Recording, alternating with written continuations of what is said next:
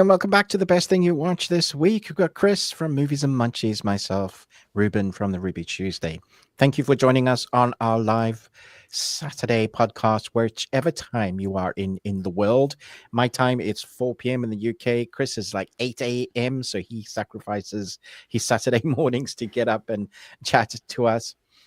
We're going to be talking about the best thing we watched this week, and Chris has already told me that he had a poo week, so it's going to be interesting. Maybe we'll have more poo than he will have good.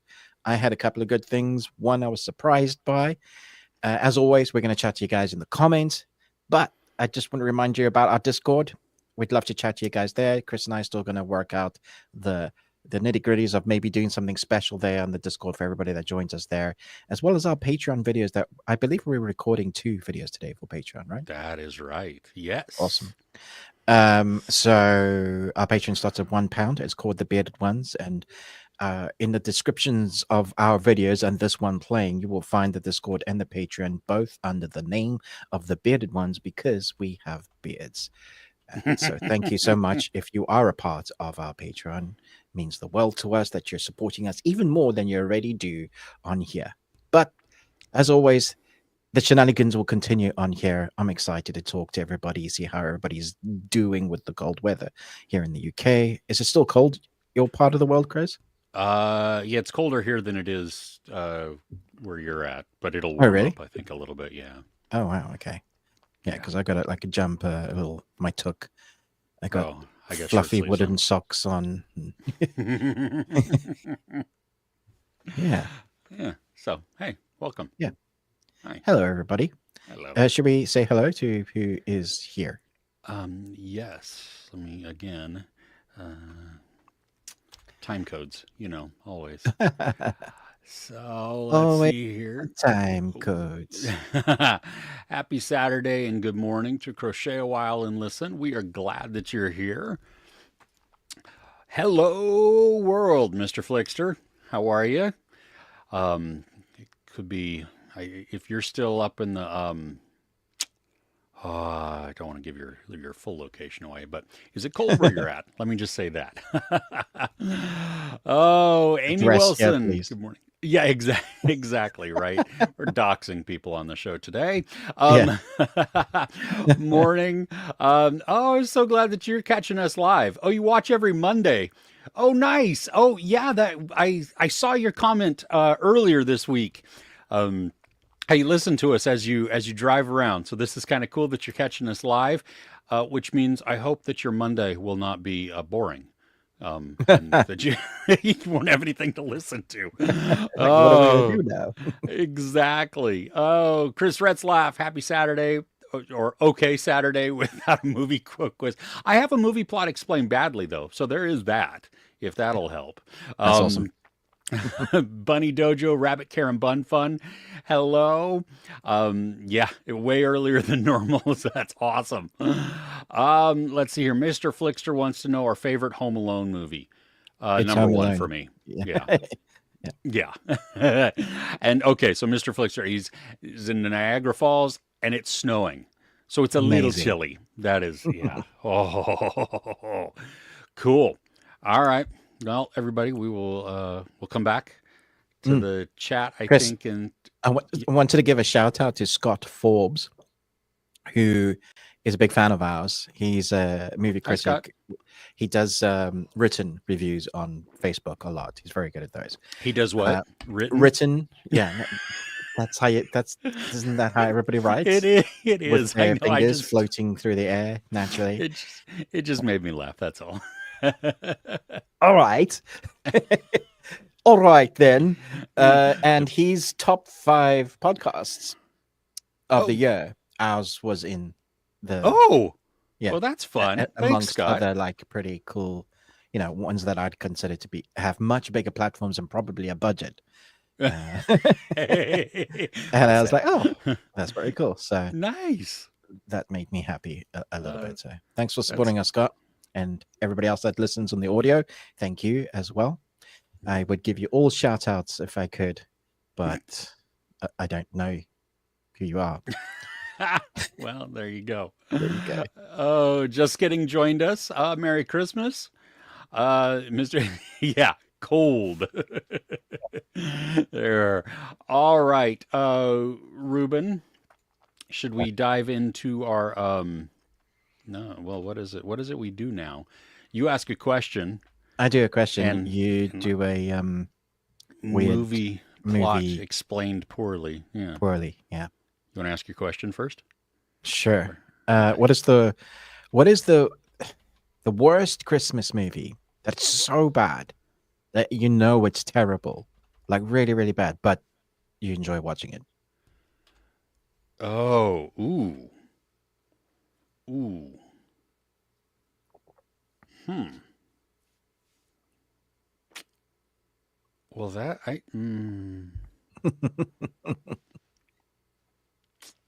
don't know. Cuz what do you have? What's yours? I mean, maybe I that'll mean, help I spur reviewed something. one recently, Frosty. That's a terrible movie. For which one? Frosty?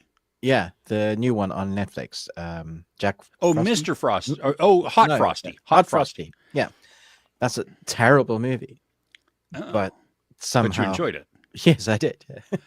Well, and that one was getting like it was like everywhere for those like 2 weeks or something like that because everybody was like, "This is not a good movie," but We enjoyed it. It knew yeah, exactly what it was, and it like just ticked all those boxes. yeah. I don't. Oh gosh. Sort of like See, Sharknado, that film knew it was terrible and lent into that. yeah, yeah. I don't. Gosh. You must have a plethora. Come on. I mean, most of the ones you review at Christmas are terrible. Yeah, but that doesn't mean that I go back to them though. You know what I mean? Like No, right. memorable. Okay. Yeah, that's the that's that's the fair. like I would have to like sit down and actually go through bad Christmas movies. I mean, excuse me, I've really enjoyed the uh MST3K of oh, I don't remember what the actual name of the title is, but it's like Santa saves the world from like aliens or something like that. All right. Okay. Do you No know what I'm idea. talking about? Like Never it is heard of that. terrible. I mean, Oh, it sounds bad. Yeah. like god awful, but they make it fun. So Okay. Yeah. yeah, Sort of um, insert VFX here. y- yeah, but I Insert mean, Santa. Yeah, yeah, in but your this one Santa doesn't movie. know it's bad. That's the All thing. right. It's like Okay. from the '60s, maybe something Oof. like that. So it's Yeah. really, I mean, it is, yeah, just terrible. Um, but let's see here.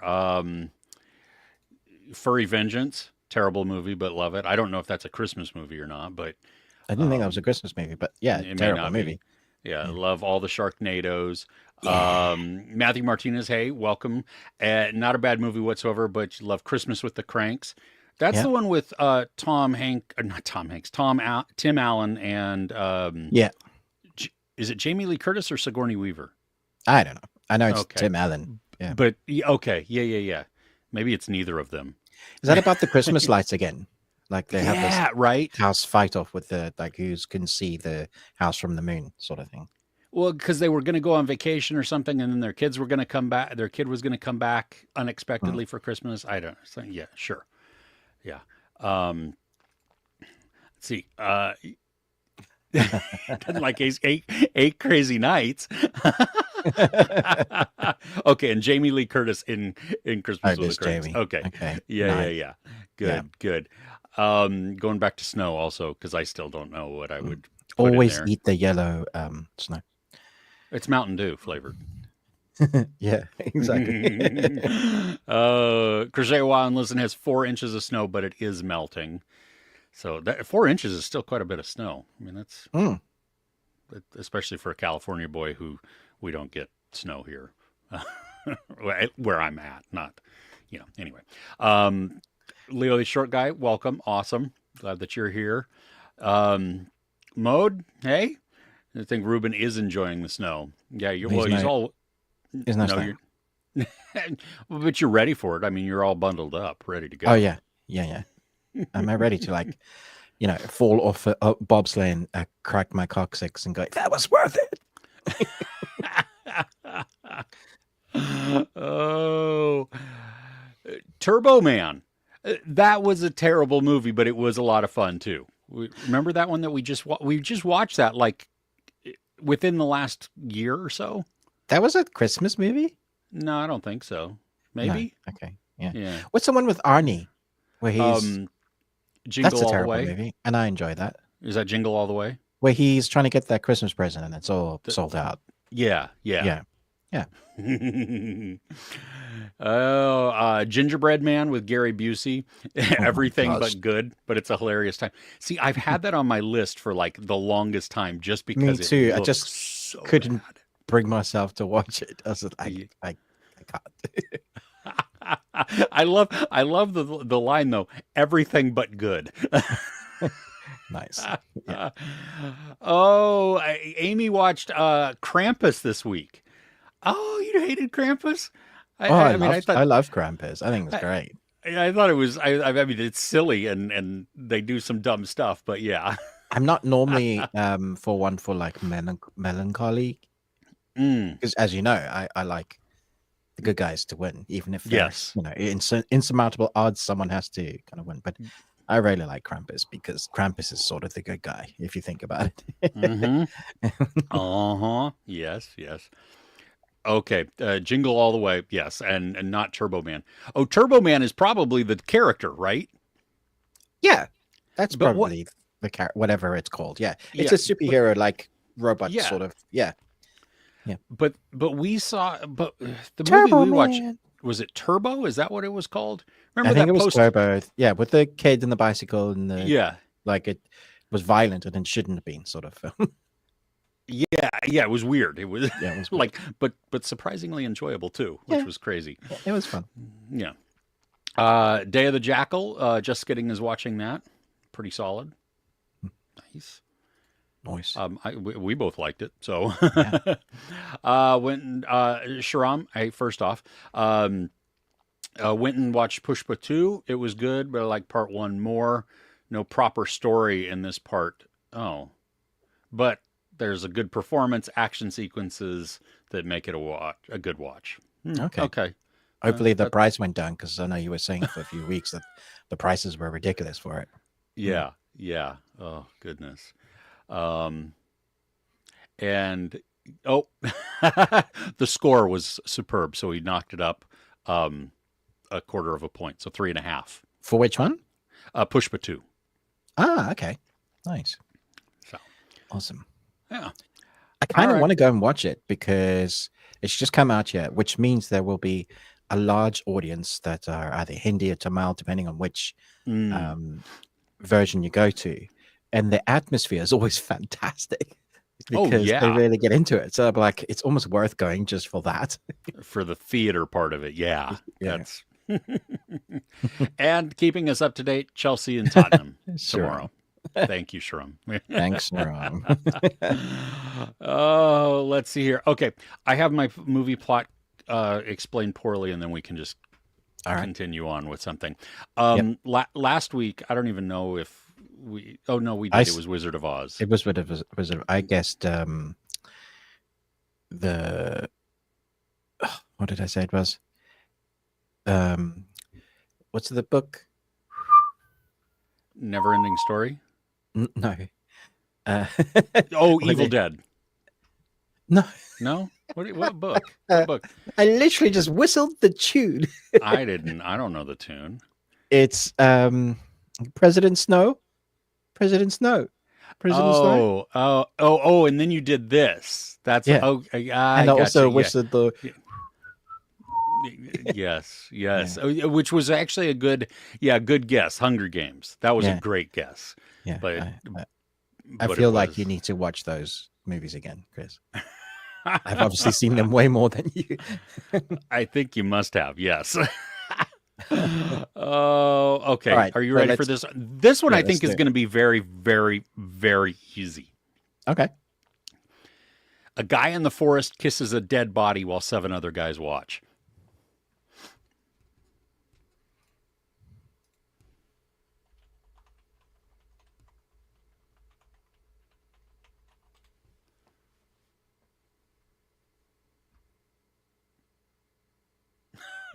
Well, that was it was less less easy than I thought it was going to be. Yeah, no, I have no idea. I thought that was like, is it dog soldiers? And like, no, Chris would never do dog soldiers.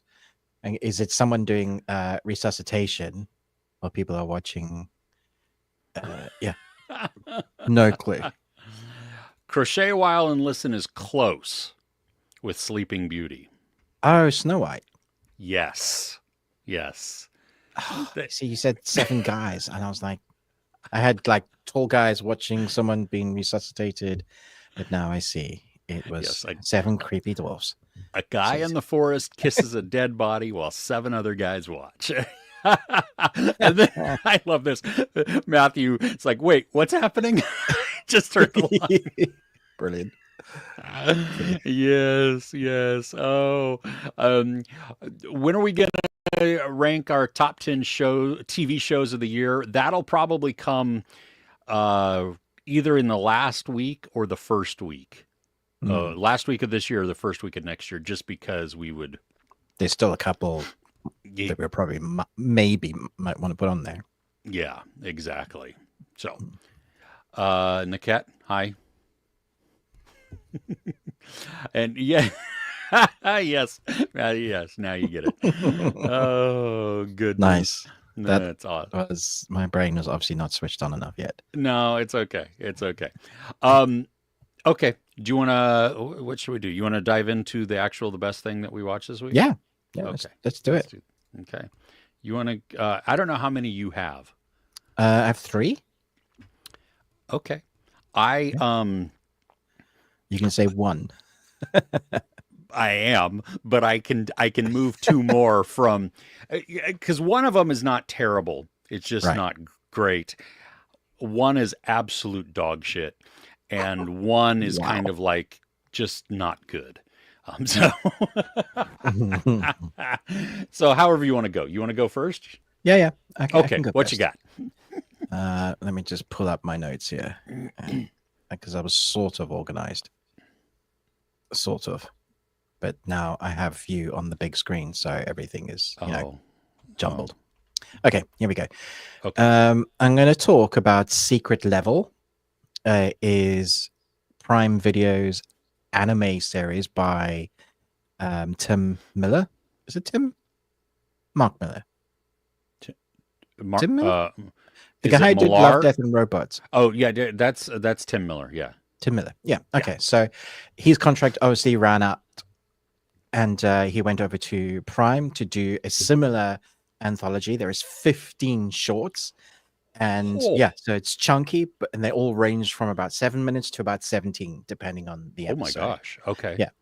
The difference here is that each one of these episodes are relating to a game, so rather than it being unique animation styles, which they're different, and creating a worlds of various storylines. We have, for example, the first one is Dungeons and Dragons, and possibly has some of the best animation I've seen ever for creating dragons. There's a fantastic fight scene. The problem I have with episode 1, it just ends. It just it gets to the part where you want it to carry on. And I was like, son of a, I want the whole TV series. Episode 2 is called Sifu, which I'm sure I don't know if you've heard about the Sifu, but it's a martial arts. Isn't that Master Sifu? Skadoosh. No. there is a game that is roguelike in nature. Every time you die, you get older, but you carry on the wisdom of what you've learned. So there is a time when you will die properly because you're too old to fight.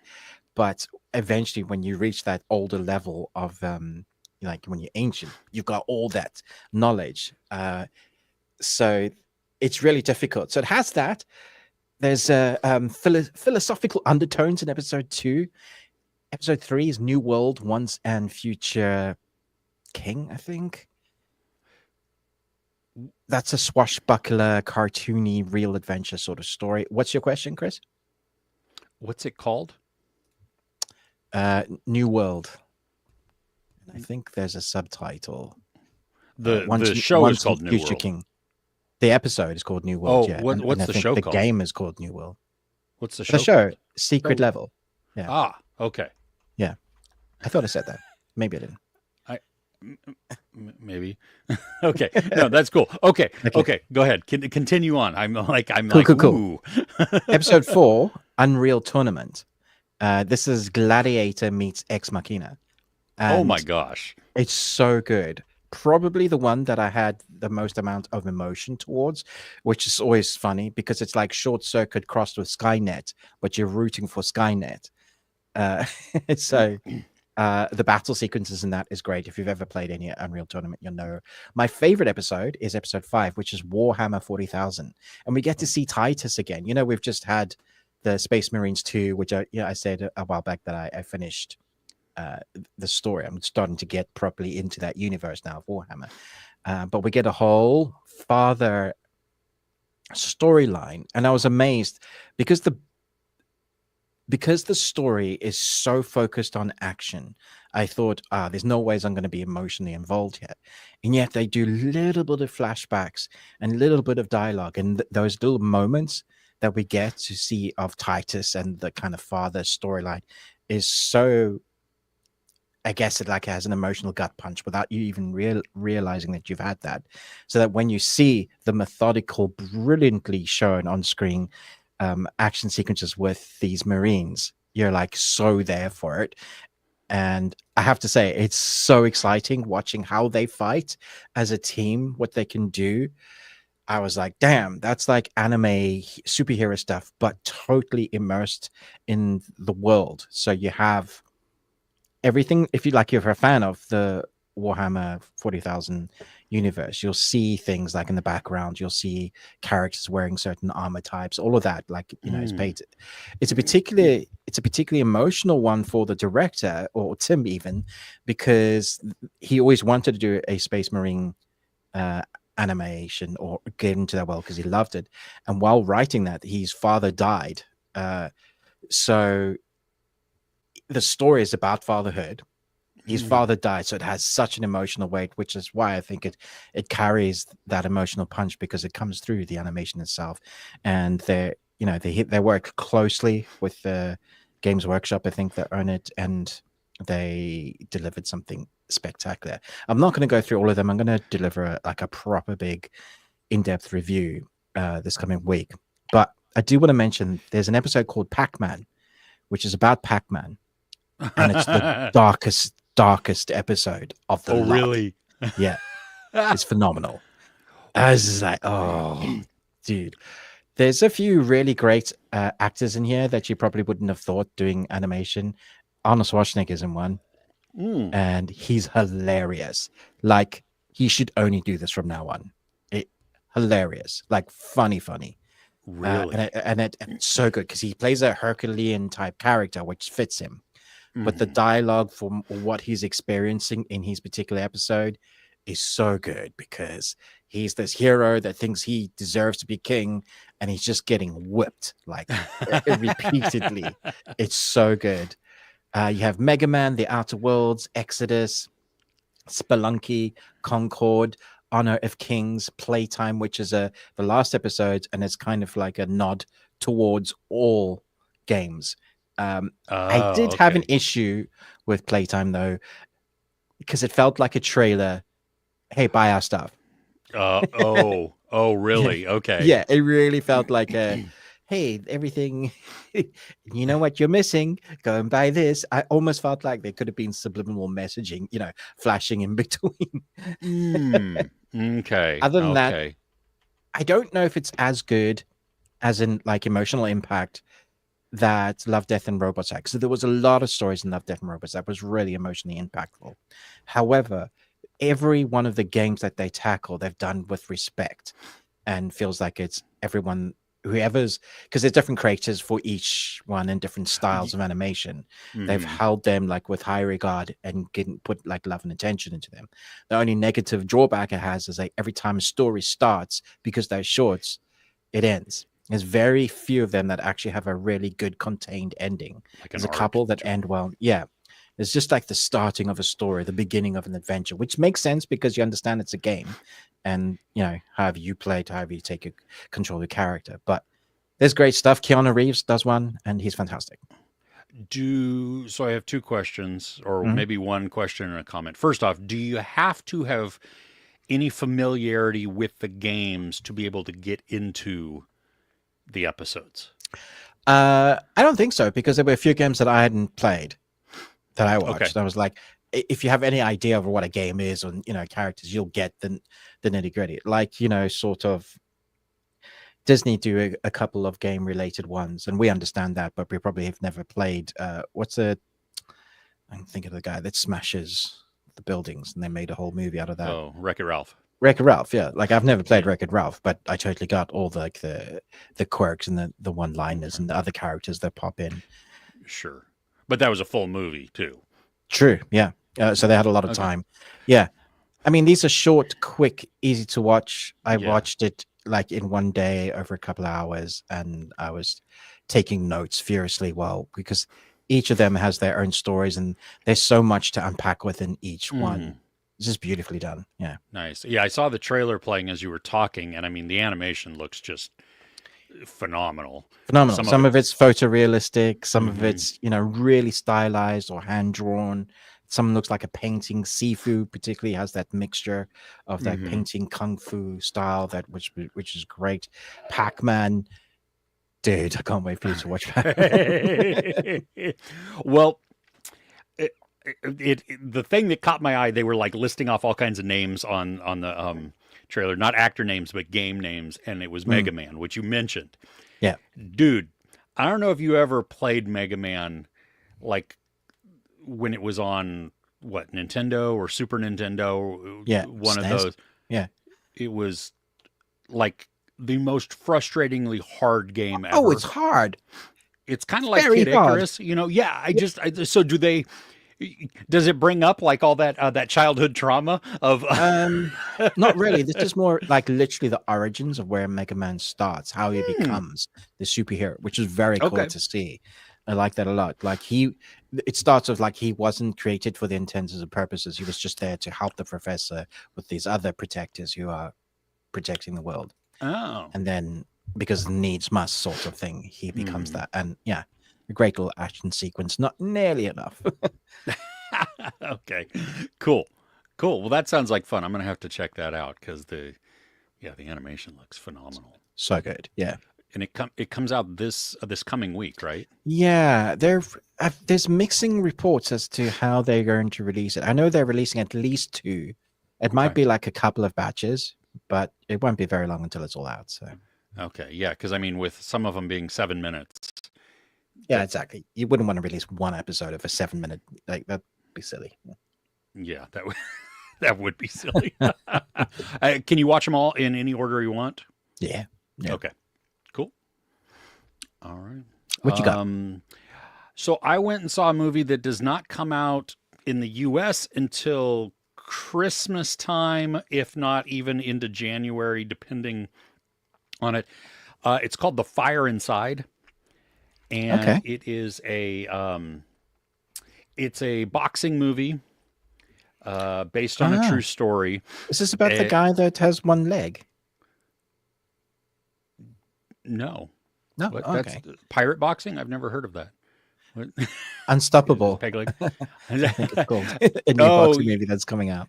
oh yeah, yeah. No, no, no. This is The Fire Inside, and it's Ryan Destiny and Brian Tyree Henry, and it is it's a true story of the first woman American gold medalist boxer. Oh. That's a mouthful, I know, but it is because she was uh, no woman had won, no American woman had won gold in the Olympic boxing Mm. until this character Clarissa Shields. Huh. And so this is her story. Um, so like most sports stories, it's inspiring.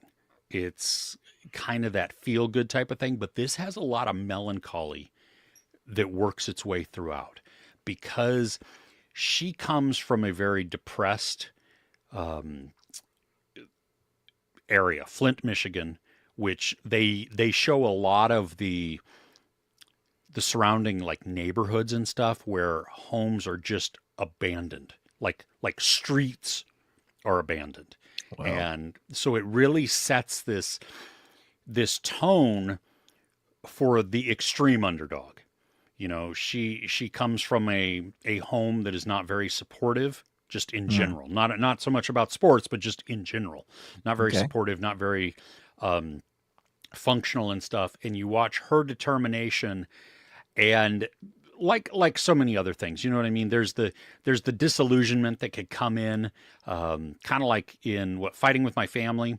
You Mm. know, she gets discouraged, says, "Oh, I'm just going to quit" or whatever, but then has to, fight her way back, type of thing. And this one, sort of like that, but not. Um, Brian Tyree Henry, who was either Lemon or Tangerine, I don't remember which one, in Bullet Train. Yeah. Um, he's great in this.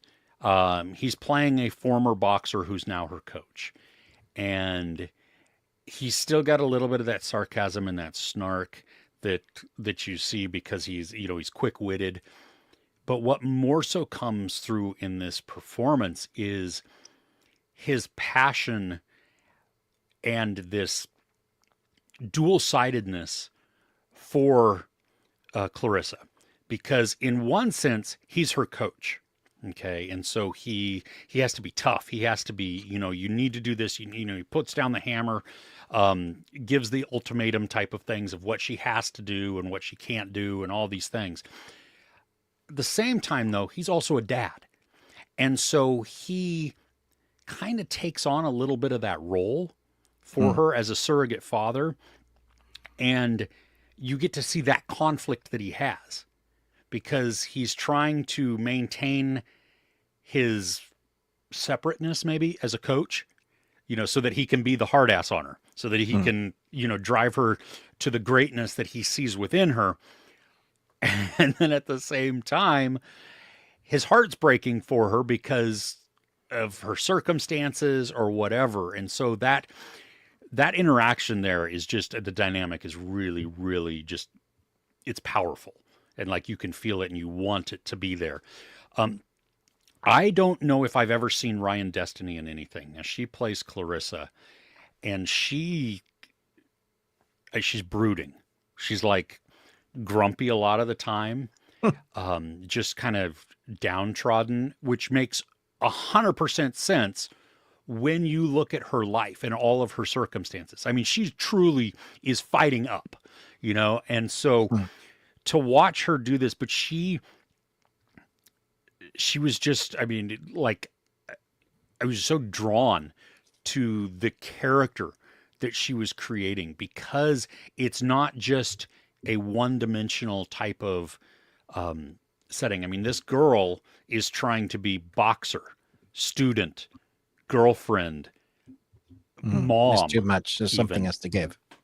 Yeah, exactly. And so you watch all of these expectations on her, and why is she fighting? What is she doing? I mean, why is she even part of, why is she doing boxing? And Mm. then the cultural norms that come up against boxing first off, but then female boxing. Yeah. And it's like, it makes you, like, you shake your head a little bit because it's like, come on, some of these things that the officials or the marketing experts or whatever tell her is Mm. stupid, but it's at a different time. This is in like the early 2010s. And Oh. so this one, you want to, if you like sports stories, if you like those inspiring feel good type of underdog things, Mm. this is a great one for that, because it's while it has a ton of sadness built throughout it just because of the realism of her situations, there is still that her fighting through it, not only as just the boxer, but as the actual character, trying to just better her life for her family, Yeah. and all these things. So yeah, it's got some humor in it, a little bit, but more than anything, it's just a great drama. The boxing is actually pretty good too. I mean, it's Well, the director is first and foremost a cinematographer. oh really? which is Okay. really interesting. Yeah, and it's done so much, like so much in cinematography. Uh, Well, yeah, I and was the just looking at writing. Oh, and the writing is Barry Jenkins, right? yeah, Which exactly. is incredible. So it's gonna have quality. Hmm. Yeah, this sounds good. I don't know when it's coming out in the UK. There's no mention of this. That is, yeah. I'm only beginning now to see a little bit of marketing around this, but it's not much still. Mm, Um, so, and I think the biggest issue this is going to have, at least in the United States, is when it comes out on Christmas Day, it's going up against the likes of Nosferatu, which is a totally different movie. I understand, but then also that Mufasa movie, Mufasi's out, yeah. And y- Moana's still out, and it's going to have all those ones that families want to go to. Sonic 3.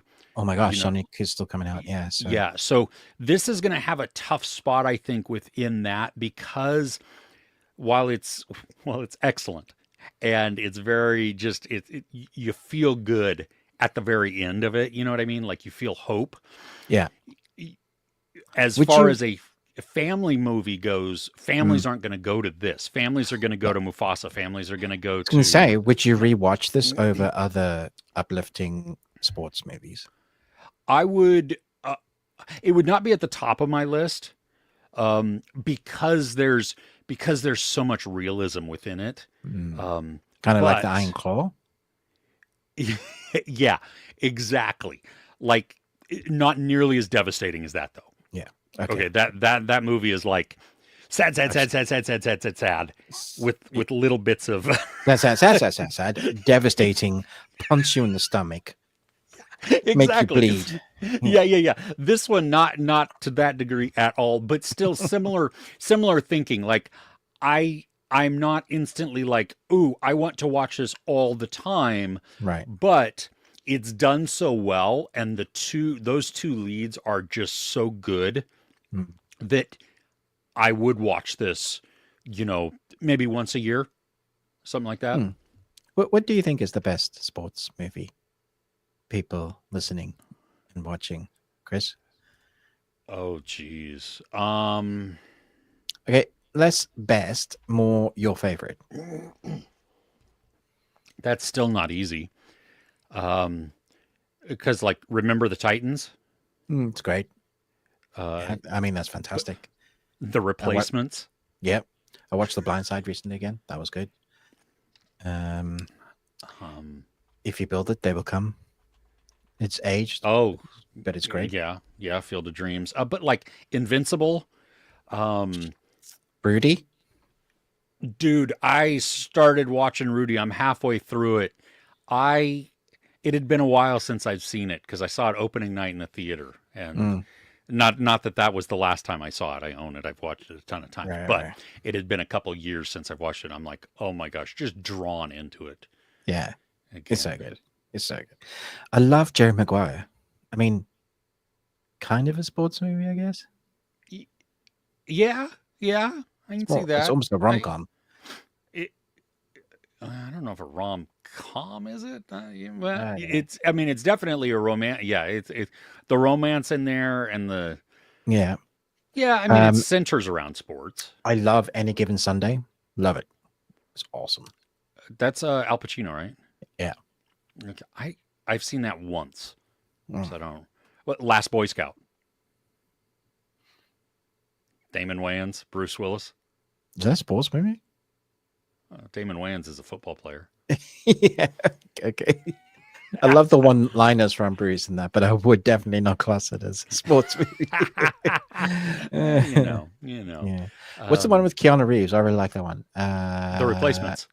Oh, is that The Replacements? Yeah. That's Yeah, great. yeah. I just watched that recently, dude. There are so many people in that movie too. Yeah. I, Great film.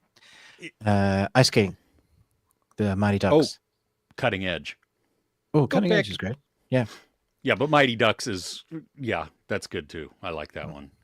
Long time since I've seen it. Oh, yeah. Yeah, there's a lot of sports movies. There's a lot that are really great. Coach Carter's fun. Sam Jackson. Yeah, Sam Jackson. Yeah. I don't know if I've. I've probably seen it once. You've probably seen it. Yeah. Yeah. But then like Little Giants, Sandlot. Yeah. you High School know. Musical. Okay. Okay. Sure. I watched the worst musical this week. It had so many songs. You better there. not It was even just be like going one where he... song after another. It's a musical. Shut up. I know what you're talking about, and that is not a bad movie. That is a phenomenal movie. I watch it just as much as I watch The Martian. Oh. Okay. Yeah, Ruben is talking about The Greatest Showman. Yeah. No, we enjoyed it. We did think it had one too many songs. Like there was one song that came out directly after one had just finished. Oh, and it was the most boring one. It was the one from the wife was singing something. It was like in between. Yeah, we were just like, where she's dancing through the hallways and stuff like that. No, she's standing in front of her big expensive home. Yeah. Oh wait, is it just the reprise? Maybe of one of the songs. Oh, okay.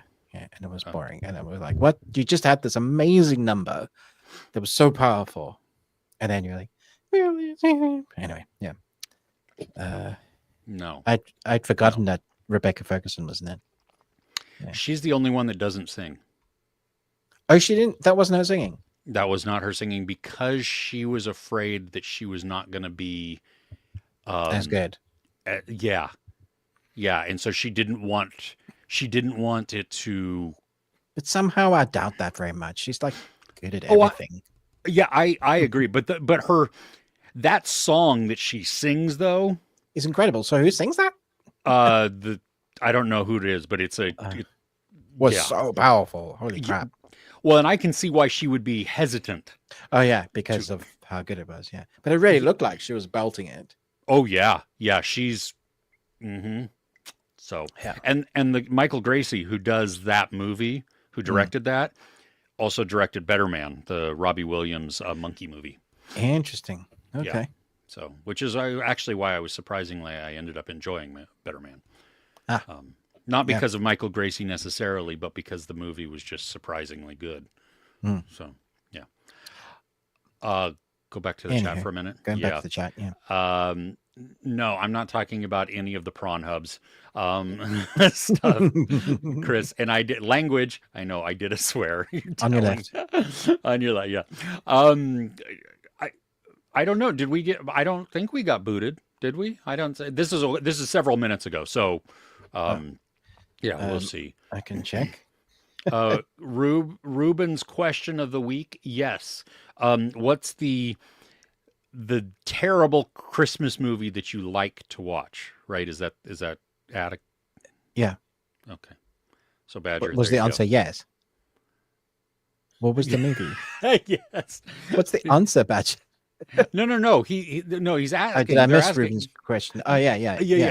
Yes, you did. I'm so confused. Wow. Doesn't take much. Oh, Andre. Hey, Andre. I have not watched Nosferatu. They did not do any screenings in my area, and so we have bought our tickets for Christmas evening. Yeah, the only screening that there was in London. I'm not spending £60 to get there and back. Mm-hmm. For a movie I don't know if I'll enjoy. So, it looks amazing, but I just don't know. Sure, yeah. Because Robert, absolutely. That director for me, I'm like, that one's great. What was that one about? Fair enough. Yeah. Amy watched Nosferatu TV series a couple years back. There was a TV series? Yeah, that's the one with Zachary Quinto. It's the NOS and the numbers. Yeah, that was great. Yeah, okay. Really different. I've not seen it, but I've heard you've talked about it before. Oh, fantastic! I love Zachary Quinto anyway. Yeah. Niket is asking us, did we know that YouTube gives music recaps similar to Spotify Wrapped in December? He spent 3,620 minutes or 61 hours watching Best Thing We Watched This Week podcast. Oh, Niket, that's awesome. I did not know that, but thank you. That's pretty cool. Thanks for those minutes. I wish we got a penny for each one of those minutes. It'd be amazing. What would that be? $36? Yeah. Yeah, not too bad there. Be something. Yeah. That's a happy meal. Oh, Crochet a while and listen. Yeah, Michigan went nuts when she won the gold. So that's going back to the fire inside, and that's Oh yeah. like they showcase a lot of that too. Is like the whole town and stuff, like gathered around the TV because it was such a, I mean, the depressed area and stuff, and so you get to see how she becomes very known, just because I mean, you know, when you're from a town like that. So, now that's a question. What's the question? Oh, your question, Ruben, about sports. Okay, so let's see here. Michael, hey, for Little Giants. Yes. Nice. There Great you go. sports movie. Yeah. Yep. League of Their Own from Crochet Island. Yes, yes. The Longest Yard. Oh yeah, I like that one. That's good. I enjoyed the remake. Yeah. And then Waterboy. Yeah. Ablandula. Oblongata. I like where Michael is going here. Rookie of the Year. Did he say funky butt loving? Basketball. Basket. Isn't that a surprising movie? This is so surprising. Oh, yeah. Okay. Yep. The Replacements. Zed. Hey. Zed. Glad you're here. Ooh. Dodgeball. What? That's my favorite. If you can dodge a wrench, you can dodge a ball. Yeah. How have I not said that already? That's crazy. Yeah.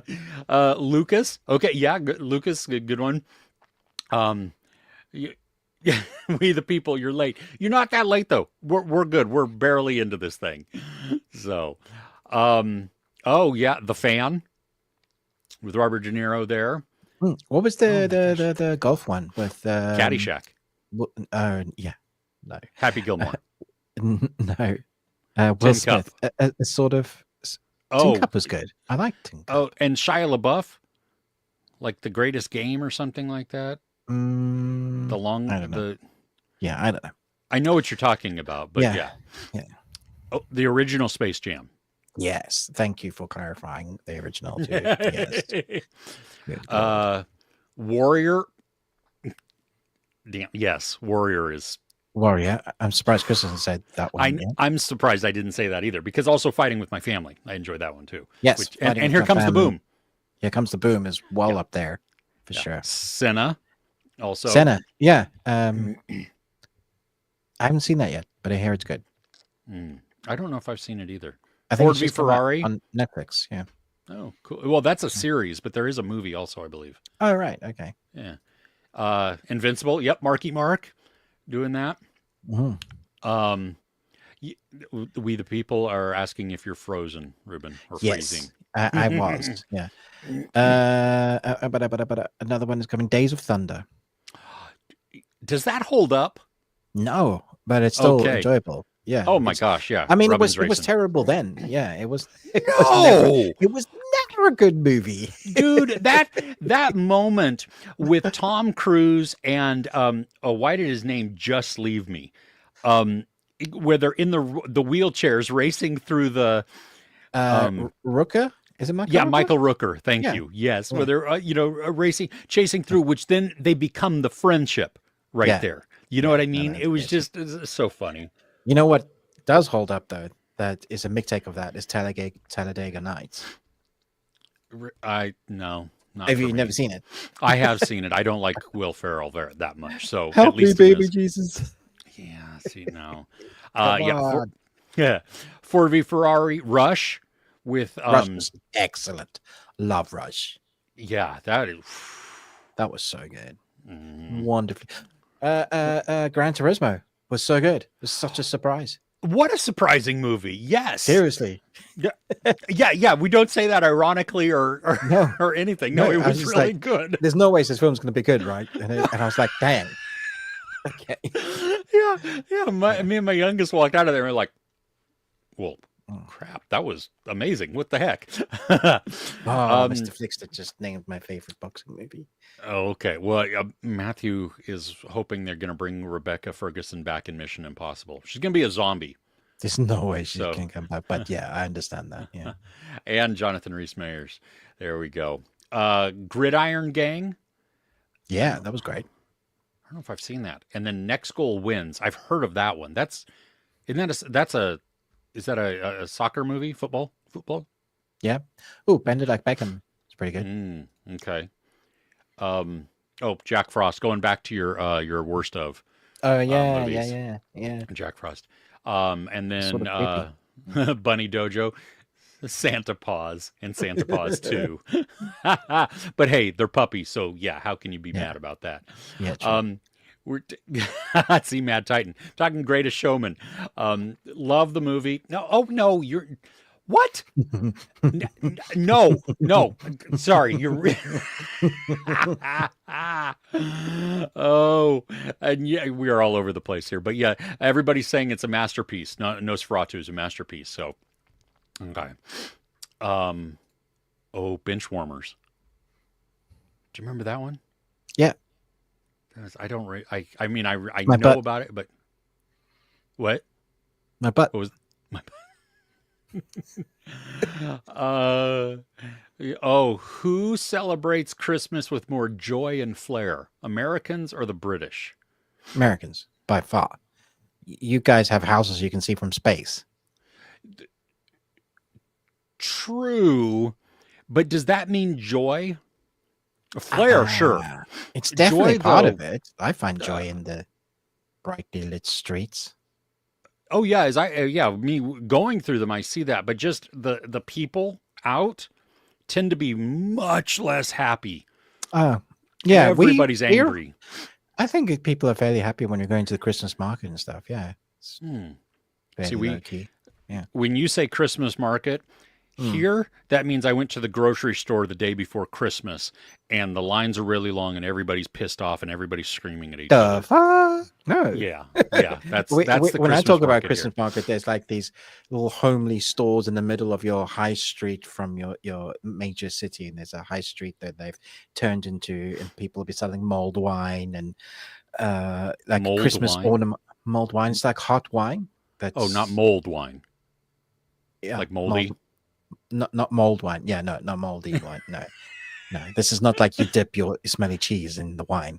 Ooh, okay. Yeah, no, it's what's a high street? Is there a low street? Is there a low street? No, the high street is normally the street that has all your major shopping shops on both sides. So you got your banks and your shops and your bookstores and whatever. One of the stores in the face in front might lead to a mall. Like, just depends. It just kind of spans out and goes out. Yeah, the high street. It's where you get everything. Okay, okay. There's no low street. There's no middle street. Just get over it, Chris. We don't have high streets here. No, you don't. I know. But we also don't have really streets with stuff on them. I mean, it's you don't. No. It's like thrown Remember, up we everywhere. have so much little space, so yeah, and so you make things fit where they should, and make them make more sense, so you can walk to them. Yeah. Also, our public transport works well. Yeah, none of that works here. So, at least where I'm at. Ali. Okay, so that's your favorite one, right? So good. I think that's Will Smith's best film for sure. Yeah. Huh. Oh. Wow. Okay. Like performance-wise. Yeah. Okay. He's got several that he's really good in. So that's Pursuit of amazing. Happiness is probably up there. Yeah. Tough Cookie. Hey, sorry you're late. No big deal. We're still going. You're good. Rocky. Which one? Ooh. Yeah. Ding, ding. Call sign Maverick watched The Substance. Can't stop obsessing over it and rewatching the gross parts over and over. So the whole movie, basically, right? Yeah. So the movie. Yeah. Brilliant. Oh yeah. Yeah. Gran Turismo had me rooting like it was a real race. It was. I mean, yeah, I was. That's so cool. I was super pumped for the geek as well. You know, like, and geek gamer becomes an F1 racer. Yeah. Yeah. Yeah. Okay. Curious choice with the pink mic cushion. What inspired you to go for that color? Bold style statement or just for fun? Well, considering that pink was the color that men used to have. That's actually the original manly color, pink. It's just that society has decided that pink is for girls and blue's for boys. It's actually incorrect. So, and also just for fun and because I like pink. Just cuz. There. Or maybe I should go with this pink. Huh? What? Okay. Days of Thunder. Yep. See, there you go. Dodgeball. Yes. Oh, it's fantastic.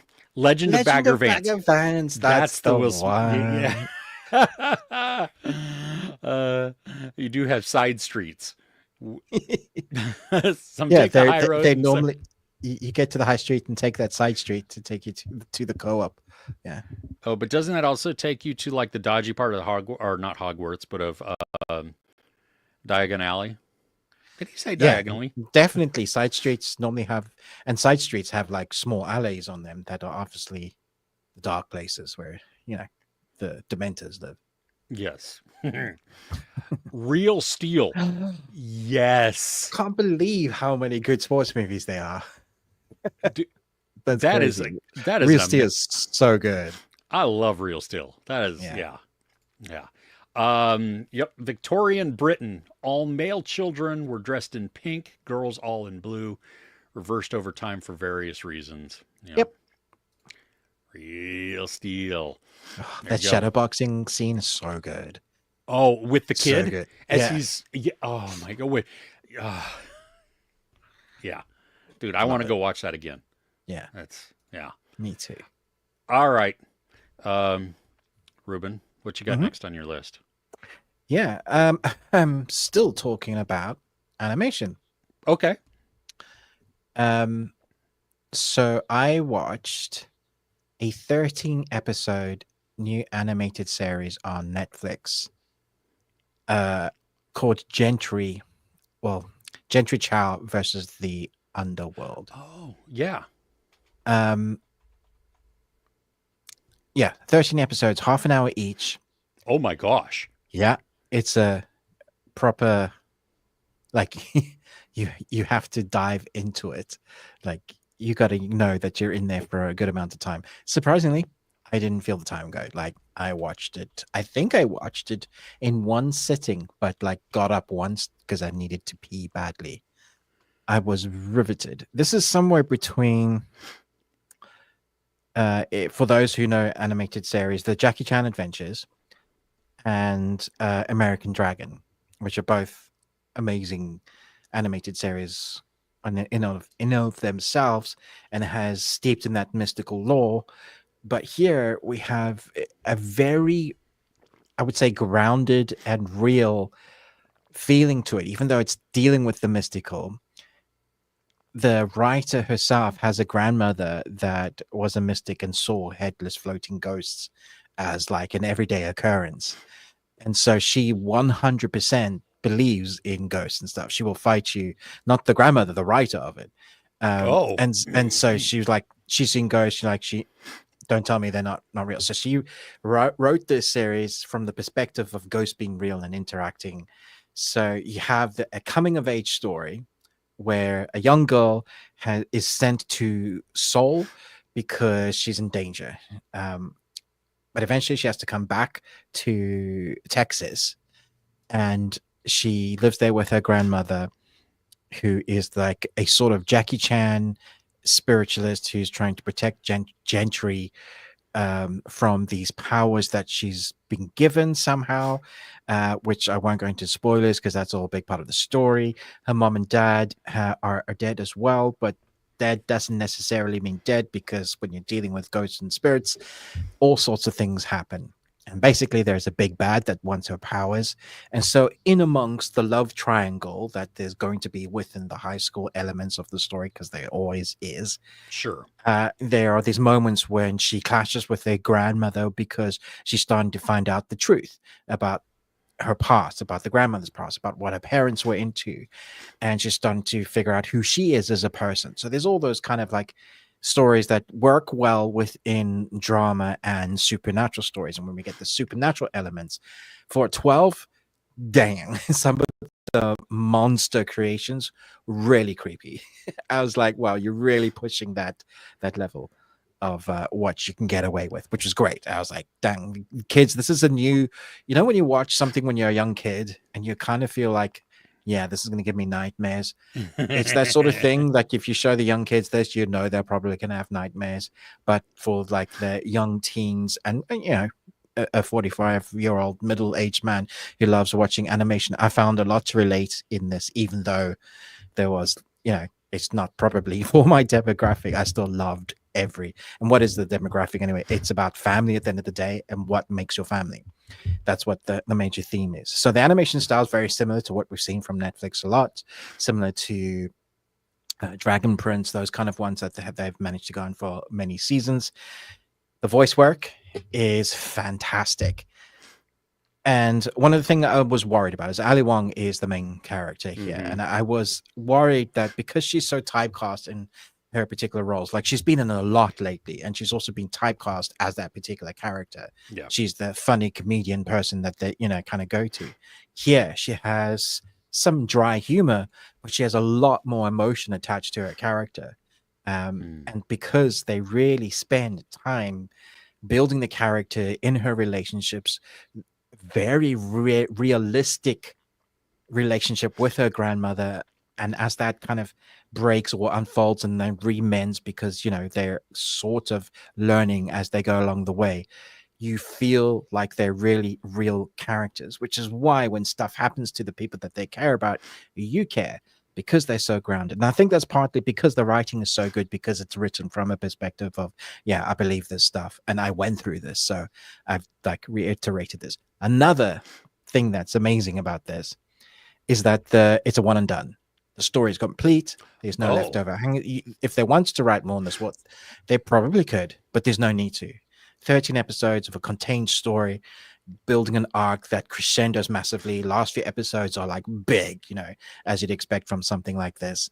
And when our characters get in trouble, whether it's because they've done something stupid, whether it's because of their immaturity, or whether it's because they're just fighting insurmountable odds, there's no get out of jail free card. Not everyone will survive. And I'll just put that out there. So there's real world consequences. And it's not like a Marvel movie where there's real world consequences and then in the latter half, they'll be like magically resurrected or come back next time. And yeah, no, here it's for keeps. And so you feel it. Yeah. I was blown away. Honestly, I expected this to be fun. I didn't expect this to be excellent. I gave it 5 out of 5. So,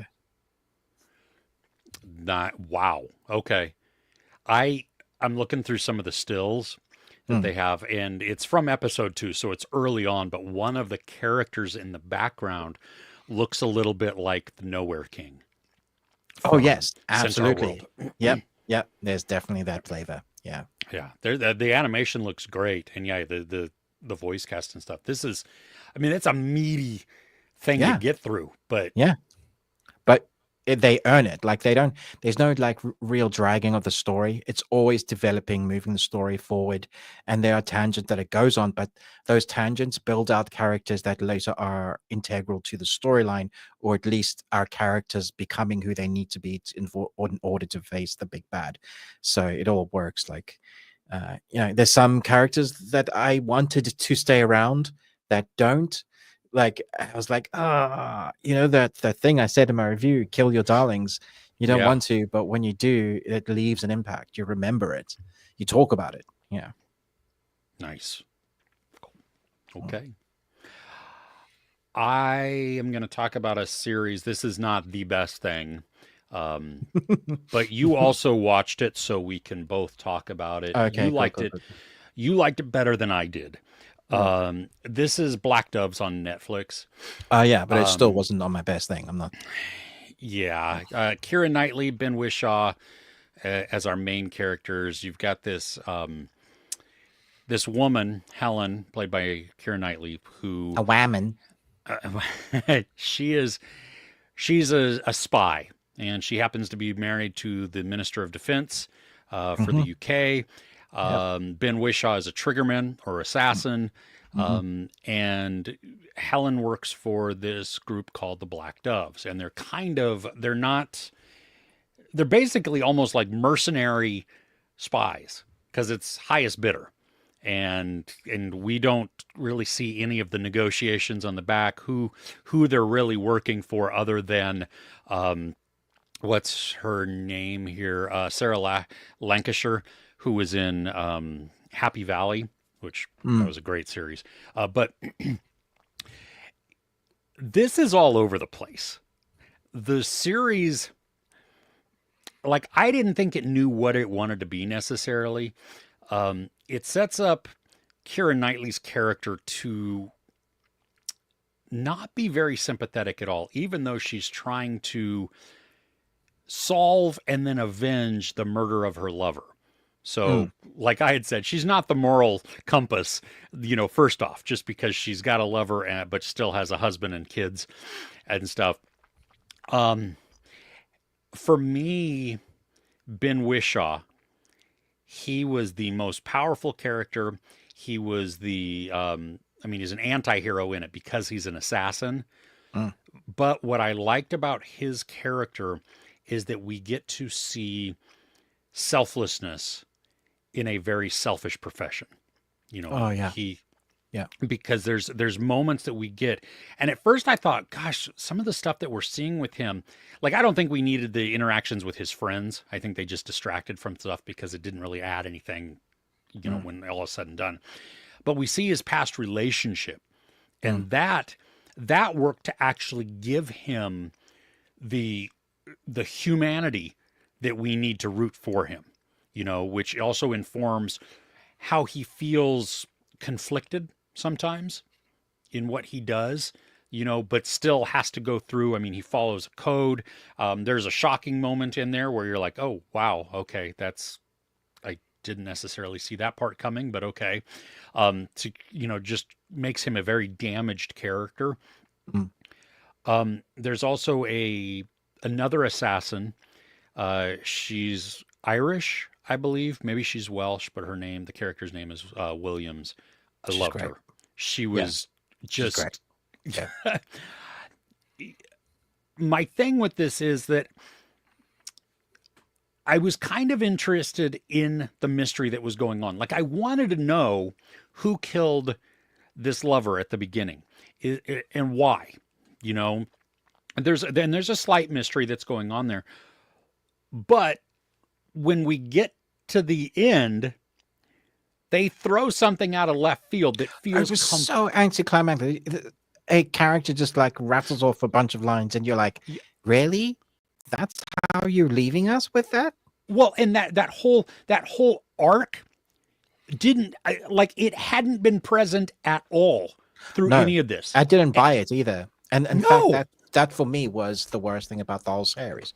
I didn't buy so many character motivations. So many times I didn't, the character would definitely not do this. I'm not going to be answering an emotional text while I'm about to be in a high intense octane gun battle.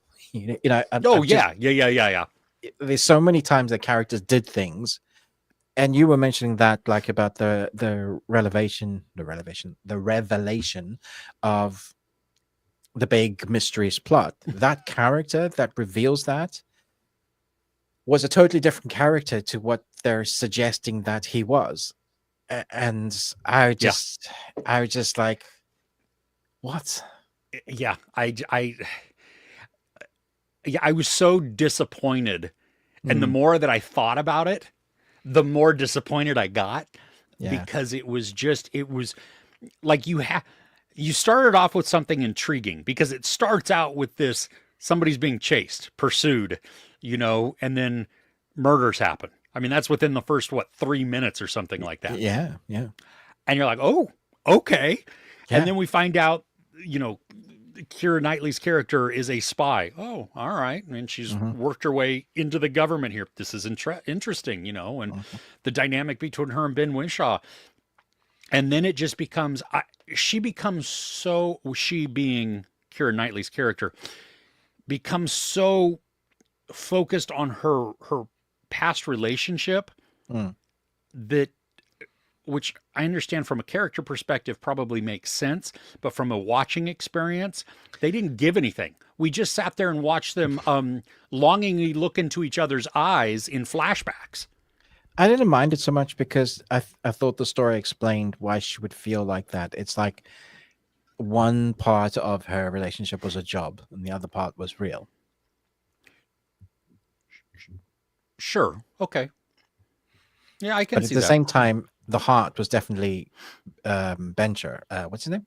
Ben Whishaw. Ben Whishaw. Yeah, he was the heart, 100%. Yep. If we didn't have him, I probably wouldn't have cared to carry on watching because, like you said, it makes her, and you don't relate to her character, or you don't like her character. So the fact that you're spending so much time on her character, you're like, can we go back to? But when she's with her trigger man, when they're on scenes together, I thought they were great. Their banter, the way they talk to each other, the way I felt like that part of the relationship felt so real, like they had known each other for years. And that was where we get one scene, which shifts everything and explains a bunch of where Ben Whishaw has been and stuff like that. But there was, like, when we first meet them, there was this connection, like that they felt brother and sister. Yes, you know what I mean. absolutely. That there was this huge protective nature even about it. Also, what's the word he uses? Darling. Yeah, darling. I thought that was like just the way he says yes, darling. You know, it's not like he's saying yes, darling. It was like a term of, all right, then. It was. Yeah, I mean, there was endearment there. There was protection. Yeah. There was a relationship there. Not a romantic relationship, just like somebody who's protective love. Very protective of each other's relationship. Yeah. Yeah. I wanted more of them together to understand how did this come about more so. I mean, there's one moment, okay, so you can see him feeling like gratitude or something, but even before that, there would be these the flashbacks that they used to embellish characters really slowed down the pacing, and then some of those flashbacks were not needed. I feel like if you're going to do that, you could have given us a mission that they did maybe beforehand to explain. That would have helped. Yeah, I really like the performances. I think some of them were strong. I like the action sequences. I think it was filmed really well. Like some of those action sequences were really excellent. There's one action sequence that was, I think romantic is the wrong word to use, but protective. Is Ben Wilshire's character is protecting someone else that is on his back, and he says, like, breathe with me, you close your eyes. And yes, and it was beautifully done. It was like a symbiotic relationship in that moment, and I thought it was so brave of them to show how personal this relationship is, and yet the tension, the they basically could die at any second, and yet they're breathing each other's air. And I thought that was wonderfully done. I wanted more moments like that. I was like, be brave, be more creative, because I'm here for that. Agreed. Cool. Okay. Should we go back to the chat? Yeah. Okay. Let's see here. Matthew would love Real Steel 2. That it's been in the works for a while, but every now and again somebody will say, yeah, we're still working on it, and then nothing ever happens. Well, and it's been so long. I mean, Hugh Jackman just did Wolverine, so he can get in shape and he can. Yeah, for sure. So I don't know though. Would there be enough story there that it? Yeah, I don't know. It'd have to be a really good story. Yeah. Cinderella Man. Yes, it's a good one. Good one. Okay, Crochet Wild. Listen, the best thing we watched this week was The Wizard of Oz. Oh, and I agree with We the People. That is a horror movie.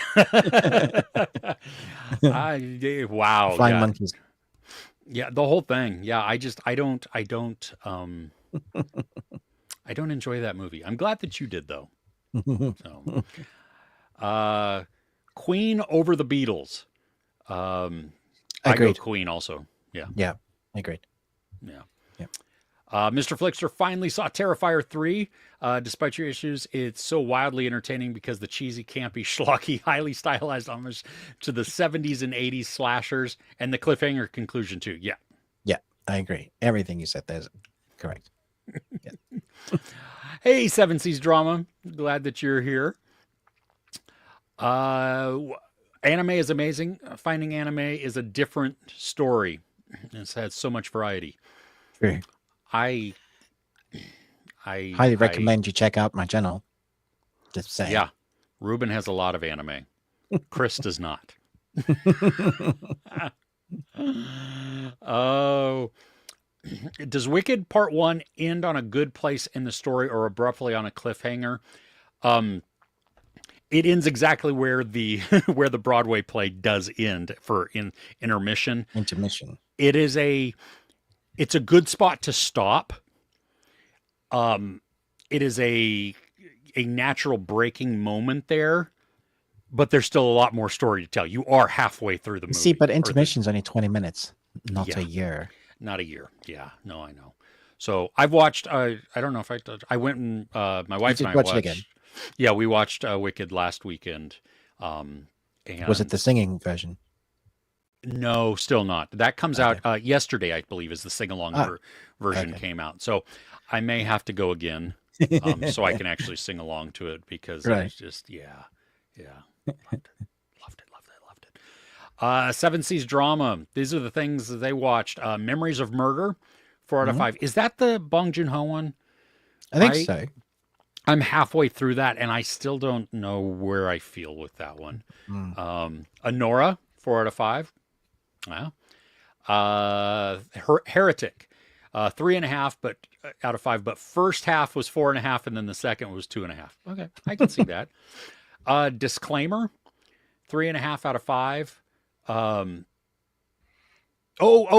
That's the Apple series. The TV series, yeah. Yes. Okay. Yeah. Loved Death and Robots. Yes, Niket. The season 2, I think, is the weakest out of the 3. I agree. Yeah. Not to say that there aren't some good things in 2, but season, I don't like, I mean, they're all good. Like on a level of quality. When you started off with season 1 being so good, season 2 was a drop, and 3 I think went back up because it was really creative with some of those that they did. You remember that one with the swamp type of thing? with the woman with the Indian sort of that was incredible. Yeah, so realistic as well. Yeah. Yes, you do need to watch Love, Death, and Robots. It's great, and you can watch them in any order. That's the other thing. Can you though? Because there's a couple of robot ones that follow on from each other. You know those robots? Oh, the interstitial ones in episode or in season 1. But I don't think they do that in season 2 or 3, do they? I don't remember. I don't know. It's probably not. It probably doesn't matter. Yeah. The quality of the series or the stories is uneven. Yeah, some are great, some are not great, but the animation, like Ruben said, is watching Day of the Jackal. Yes, we've both seen it, liked it, reviewed it. I think it's not a limited series. Unless it gets canceled. Yeah, it is. I think it's been renewed already. Oh, good. Okay. Yeah. Good. Yeah, because there's more. So. Yeah, there's more story to tell. Yeah, for sure. Yeah. What's up? Hey, Shiny. Tilly's 90. Yes, Hugh Jackman. That's right. He said so. Okay, so Shiny watched Dan to Dan episode 7. Very depressing, but good. Yeah, that's what I remember. I talked about this last week. How the anime went from crazy bunkers, I want to steal your penis, to like making you cry. Yeah. Mr. Flickster watched the worst remake ever, Elf, Buddy's Musical Christmas. I didn't even know. Is that like a continuation of the Elf movie? I don't even. Why do it's a remake? What? I will have to look up on that because that is. I don't know what that is. Okay. Cool. Thanks Yeah. for letting me know what not to watch. Yeah, exactly. Uh, Tokyo Vice. Yes. Oh my gosh, I love Tokyo Vice. Did you ever watch that, Ruben? No. My list is too long. Sure, I get that. Um, Matthew, Queen over Beatles 2. Did you see the Queen IMAX release? I did not. Oh, wow. Top things you've ever seen in the theater. Wow. That's high praise. Yeah. Yeah, it must have been quite an experience. Yeah. Hoping they would bring Taboo TV series with Tom Hardy back. Yeah, it's very old now. It's unlikely. Yep, there you go. Gonna go watch that. Dear Santa, 4 out of 5. Okay. 10 Man, 4 out of 5. That's Super. the miniseries, Tin Man, right? With Tim Roth? Oh, is it? I don't know. That. Oh, Yeah. okay. Supernatural season 12. Nice.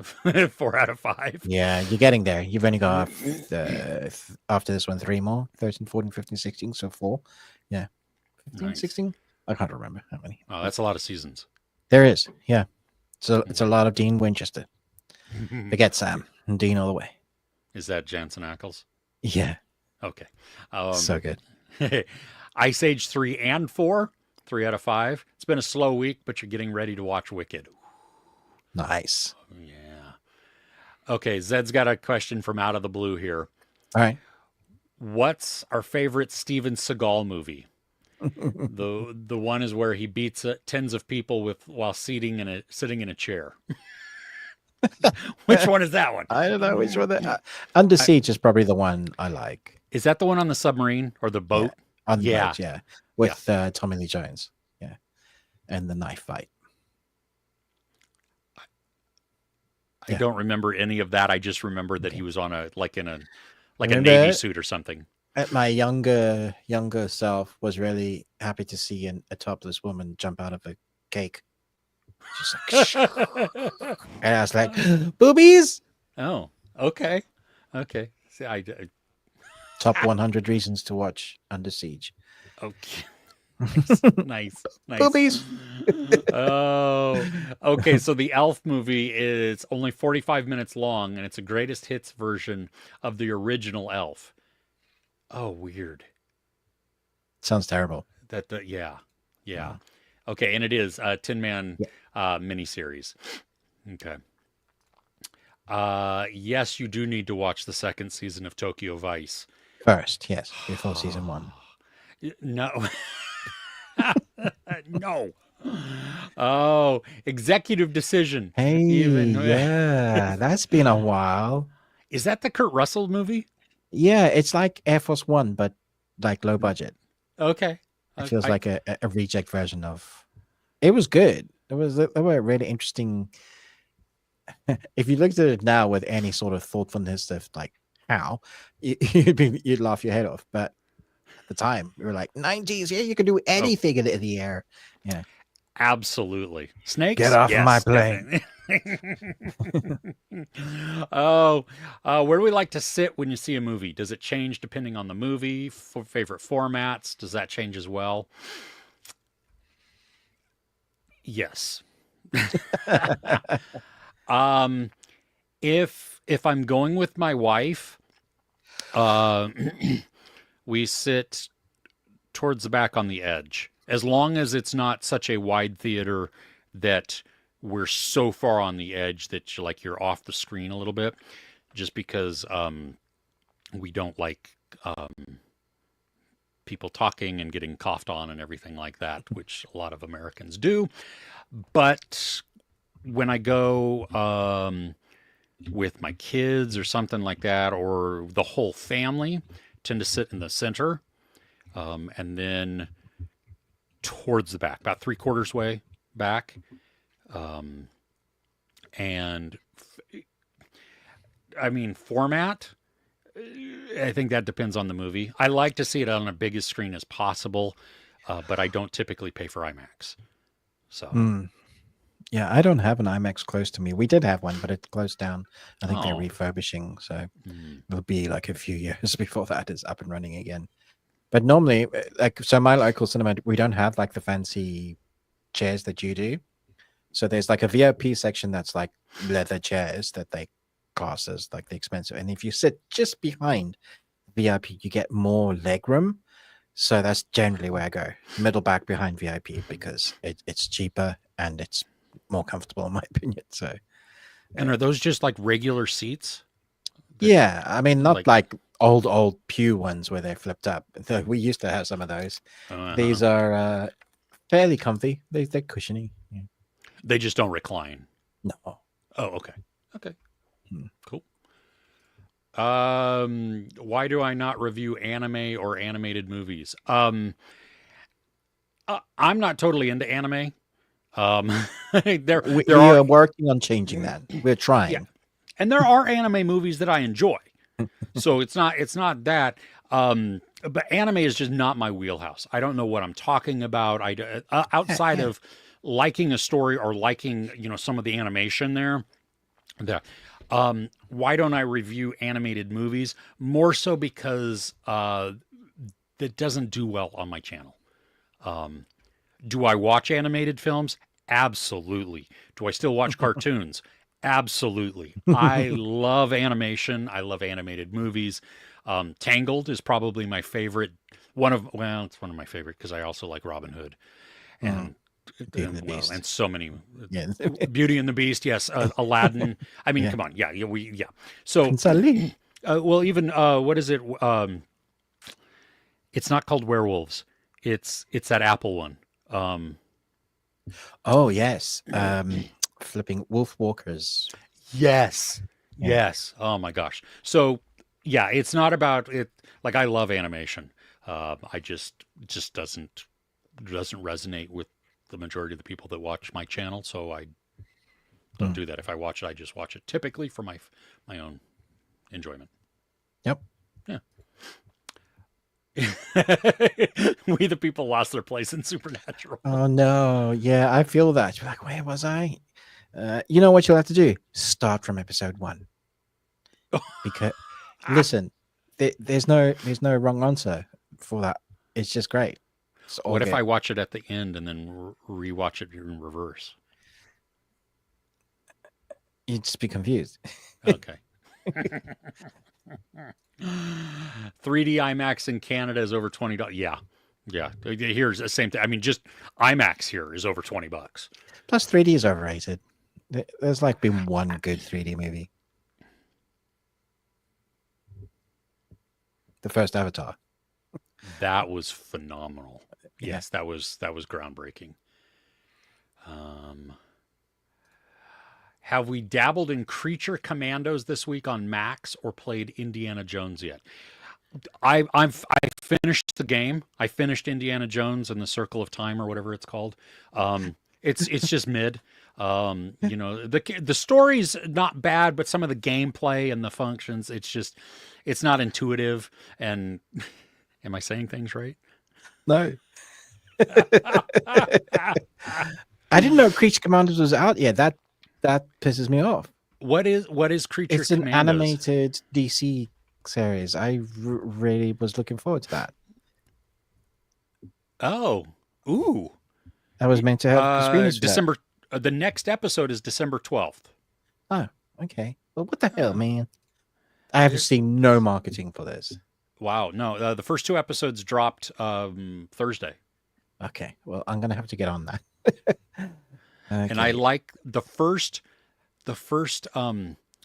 episode is called the Collywobbles.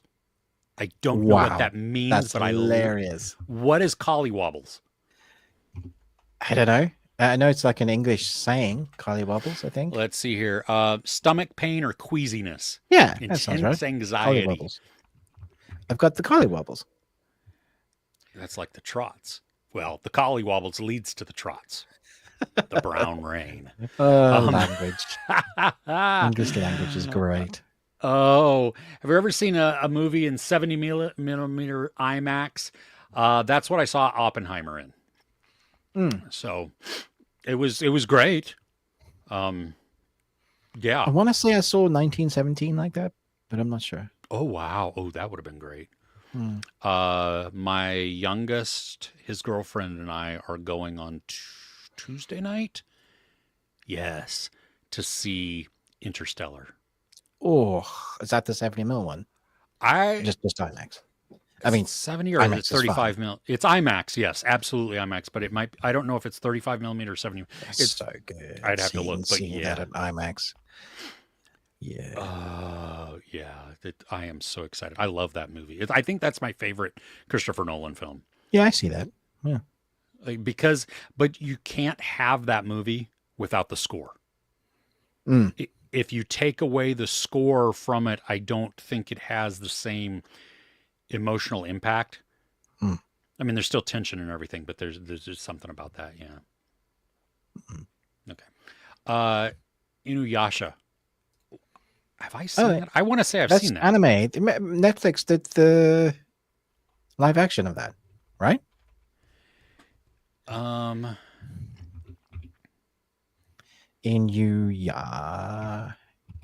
Yasha. Yes, Queen. There's a Yeah. series Yeah. Inuyasha and several movies. live action. Why does that? That sounds like something I've maybe you just talked about it, and that's why I know about it. Maybe. Maybe I'm thinking of a different one. I don't know. I've definitely seen it. Yeah, I don't. Okay. Yeah. Okay. Realistically, Mr. Flickster, I probably am not going to watch that. I'm thinking of Yo-Yo Hakusho. That's Okay. definitely Inuyasha. Okay, I'm not going to watch that either. So, You'd love that. The live action, I mean. okay. What is it? Yu Yu Hakusho. Okay. It's on Netflix. Okay. Yeah, like Sweets. The South Korean one, Sweet Home, Sweet Home. Yeah, that was good at the beginning and then not. Yeah, yeah. Okay. Okay. Let's just move on. Yeah. Zed goes to the cinema before noon. It's almost entirely empty. Don't have to suffer from loud eaters. Yes, I agree with everything in that statement. Yeah. And it's cheaper. You get matinee prices. Yeah, very true. Very, very true. Seven Seas drama. You watched Tangled for the first time last month. How? And also, I'm jealous. I watched that in the theaters. And dude, that horse makes my wife cry with laughter. Like, yeah, just oh my gosh. so okay, good. So AMC, the A list. See, we have a Regal. We don't have AMC here where I live, but we have Regal, which is also AMC, and one of our Regal things has an IMAX around us. I thought about doing. I would do that if there was such a thing near us. Yeah, because I could catch all the other movies that I miss. I already pay though for the Cinemarks Club too, so I don't know. That's a lot of. But yeah. Anyway. Two cute Australian animated films: 100% Wolf and 200% Wolf. I've seen the first one, and it is pretty cool. Yeah, it's fun. Nice. Quick culinary question: what is taters? How does one prepare them as a dish? Fry them, even you put them in a mash. stew. You can mash up potatoes. We can Mash them, fry them, put them in a stew. What is taters, precious? Did I watch the Blue-Eyed Samurai? I did not, but Ruben raved about it. It made me want to watch it, but I just sorry, here I didn't click on it. That makes more sense now. Yeah. Yeah. That would give Arcane a run for its money. It's flipping fucking good. In fact, I would rather watch Blue-Eyed Samurai again because Arcane's good, but I feel like the story of Blue-Eyed Samurai is better. Okay. Seven Seas drama agrees with you about 3D overrated. Apart from Avatar, Life of Pi. Ooh, yeah. Actually, I remember that. I saw that in 3D, Did and you that was really? good. Yeah, that was phenomenal because everything in that movie is visual, and like there are moments in that when like the whale comes over in the boat, or he's on the island that wants to eat him, stuff like that. The Mm. little specks of fire or water that you see like come and drop. Oh.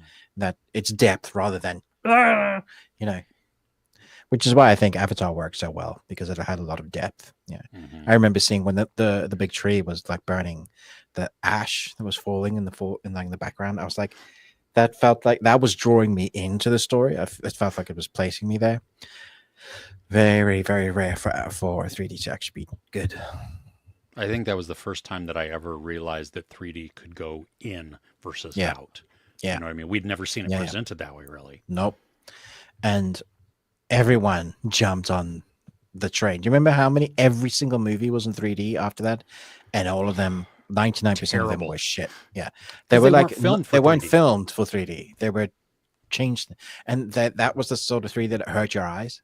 You know, Hmm. like you're like I'm not sure I'm actually getting much of this. Yeah. Yeah. Yeah. Uh, watch Supernatural from the beginning would be 90. Uh I mean, at work you could just put your phone on your desk and like have Bluetooth. Oh, there you go. And just have it play. Yeah, just have it playing. Yeah. I have movies playing at work all the time. D. Yeah, that's how I work, though. Oh, nice. Like Okay. kind of like when I cook or something else, and I'm Yeah. watching Yeah. Ford v Ferrari or The Martian or The Greatest Showman, some of Yeah. these. Yeah, because it's truly theater of the mind at that Do point. the people at work know you have a YouTube channel that you're a movie critic? One person does. One person does. I told them not to say anything. Don't say anything. Yeah, yeah. They were like, "Hey, I saw you on YouTube." They did. Yeah, that was the thing. They were like, I was looking up this movie review and you popped up. And I went, okay. Oh no! Oh no! Yeah. So, yeah, anyway. Yeah. Trots and splats. Yes, it's first the trots, then the splats. We the people would like a Halo movie. Now, Well, they tried the series. yeah, people didn't like that, so because they didn't like it, I doubt we're gonna get a Halo movie anytime soon. Yeah. I mean, we have had like there's been like anime of Halo, at least an episode or two, and we've had 2 seasons. The first episode of season 2 was phenomenal. Anybody that just wants to know what it would have looked like to live action fighting Master Chief fighting the big bads with the Viroblade swords, go and watch like the first 10 minutes of season 2. It won't spoil anything for you. Just watch that and you'll be like, oh. Nice. Avatar: Way of Water in IMAX 3D, blown away. Okay, I didn't see I didn't see it in IMAX or 3D, but We watched it in IMAX and 3D and we're not impressed. the way Coraline in 3D, yeah, I could see that being good. Also, yeah, okay. Life of Pi 3D must have been incredible. Was. Do Americans have slang for farts like guffs, floofs, SBDs, clangers, whoppers? SBDs, sure. I mean, most people don't say that though. Yeah, also, Batcher, Toots. who in the UK says guffs or floofs? Yeah. What is it in? Somebody says pooted. I don't remember where that's from. I think that's a. Booted? Yeah, I think that's an animated thing. I don't know. You got pooted? No, I pooted. Oh, I pooted. Yeah. Isn't that just like actually pooing your pants? Pooted. No, that's sharding. That's you mean shit it? I shit in. God is my witness. I thought it was a fart. Oh my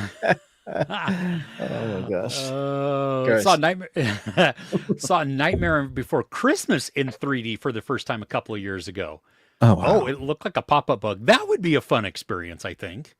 To see it once. I'm not sure that I would always go, but Yeah. IMAX movie ticket in India costs around $6 and $4 for 3D screen and $2 to $3 for normal one. Good gravy. That's awesome. I would go all the time. I would just like the That's such a great price. Wow. price. Um, oh, okay. Ella, first off, hi. And then it also saw Nightmare Before Christmas in 3D. Snow falling Nice. was magical. Hmm. Toots. Yes, toots. Toot toot. AMC A list, 3 movies a week, any format, insane deals on concession, and there's a point system on anything you buy at AMC, so everyone can get in on it. $5 coupon every $50 you spend. Wow, Mhm. that's cool. Ruben, Amy would like to know what's a good game you would recommend that would be like a Sherlock Holmes style, solving puzzles, riddles, not into Call of Duty or Fortnite, but want to play a game with the teens. I'm busy playing Alan Wake 2. And although there is like shooty McShooty stuff in it, that's whenever you shoot, it's like you use your torch to kind of bring the shadows into form, and then you shoot the person with like 2 bullets. But mostly it's solving the case and trying to help Alan Wake escape from his nightmare world and help an FBI agent solve the murderous murders of this cult. Chris, I literally just played a part where the whole segment was a musical. Seriously? Seriously, like I keep saying, you gotta play this game, and I was amazed that it was mental. It was great. I was just, Kirsten was like, "You're still playing Alan Wake?" I was like, "Yep." There's a couple of DLCs in the game as well that are integrated into the story. You just come across a TV and you click X and you play the DLCs as one of the characters you've already come across already, and they are also part of like the investigation and the stories. And one of them is very much you recognize the actor, Sean Ashmore, I think. Oh, yeah. He plays the sheriff in this that is like displaced in time, and he because he's displaced in time and he's being trapped by whatever this thing is, without doing spoilers, he goes to various worlds, and one is like 2D 8-bit game style where you're like walking forward and shooting guys to your front and walking back and shooting guys to your right, and then you're in a black and white noir world, and then you're in a space age world surrounded by like these weird alien things. It's like it goes all out. It's like they got a budget and the director said, be as creative as you like. Nice. And Remedy are one of those guys that they're genuinely like, we're going to make a game for us that we enjoy playing. And so it's full of puzzles, lots of thought. You have to like think about stuff. You have to think like using the shadows or the signs around you will be the code to the door to get in, sort of stuff. You have a Harry Potter sort of wand that sucks light out of the light bulbs, and then you take that light from the light bulbs and you go into the next room and you give it light, and it changes the surroundings. When you're Alan Wake, the scene that you go into his mind palace changes with the new bits of information that you get, so you got to change up the post-it notes, and when you do that, that changes the area that you're in and allows you to progress in the story a bit more. So basically he's typing up the changes, creating that world, and so those changes allow him to circumnavigate the enemy and the demons, or the blocked doors or locked doors, that sort of stuff. Very, very cool. If you can handle that sort of game, I highly recommend that. Great puzzles. Is that one player though? Yeah, it's one player. Yeah. But I can't think of... Yeah, but I mean, Sherlock Holmes is one player as well. There's not many... Well, I think she was looking more for just like a style like that of solving puzzles that had more like multiplayer. Yeah. What my wife likes to do with me is, like, if I'm playing something like Tomb Raider, she just stared at me like, you use my name? You called me? I'll do all like the shooty bits and the jumpy bits, and then I'll get to a tomb where I actually have to raid, and there'd be puzzles, and they'd be like, I don't know how to work this out, and she's like, okay, and so she'll be like the second mind helping me figure out where to jump, what to pull. There's not many games that are like couch co-op for puzzles. There might be a few. Just depends what you like. Okay. Type in Sherlock puzzle games for 2 in Google, see what happens. There you go. Alan Wake 2 is not available on Steam. Just so you know. You can buy the first Alan Wake, but not the second one. Are you sure? So I'm literally on Steam right now, and I searched Alan Wake 2. And it's not there? No. Is it on PC? I don't know. Huh. Yeah, that is so weird. Okay. Yeah. I didn't check Epic. Also, if you are a gamer, just so you know, right now the free game on Epic Games is the Skywalker Saga Legos. So it's Star Wars Skywalker. Yeah. Star Wars Legos or Lego Star Wars Skywalker Saga. So I was just thinking of like a Skywalker, and I was like, what type of game is that? Yeah. It's free though. So if you have Epic Games, log on, download it. Save it. Yeah, put it into your. You can get it anyway. It's only for a couple more days. Matthew, after seeing the prices for India, is going to fly over there. Nice. Halo Season 2, really good. Then they canceled the 3rd season. I know. It sucks. Love the world of Halo. Yeah, me too. Anything you played all of the games when they came out. I used to play with my kids.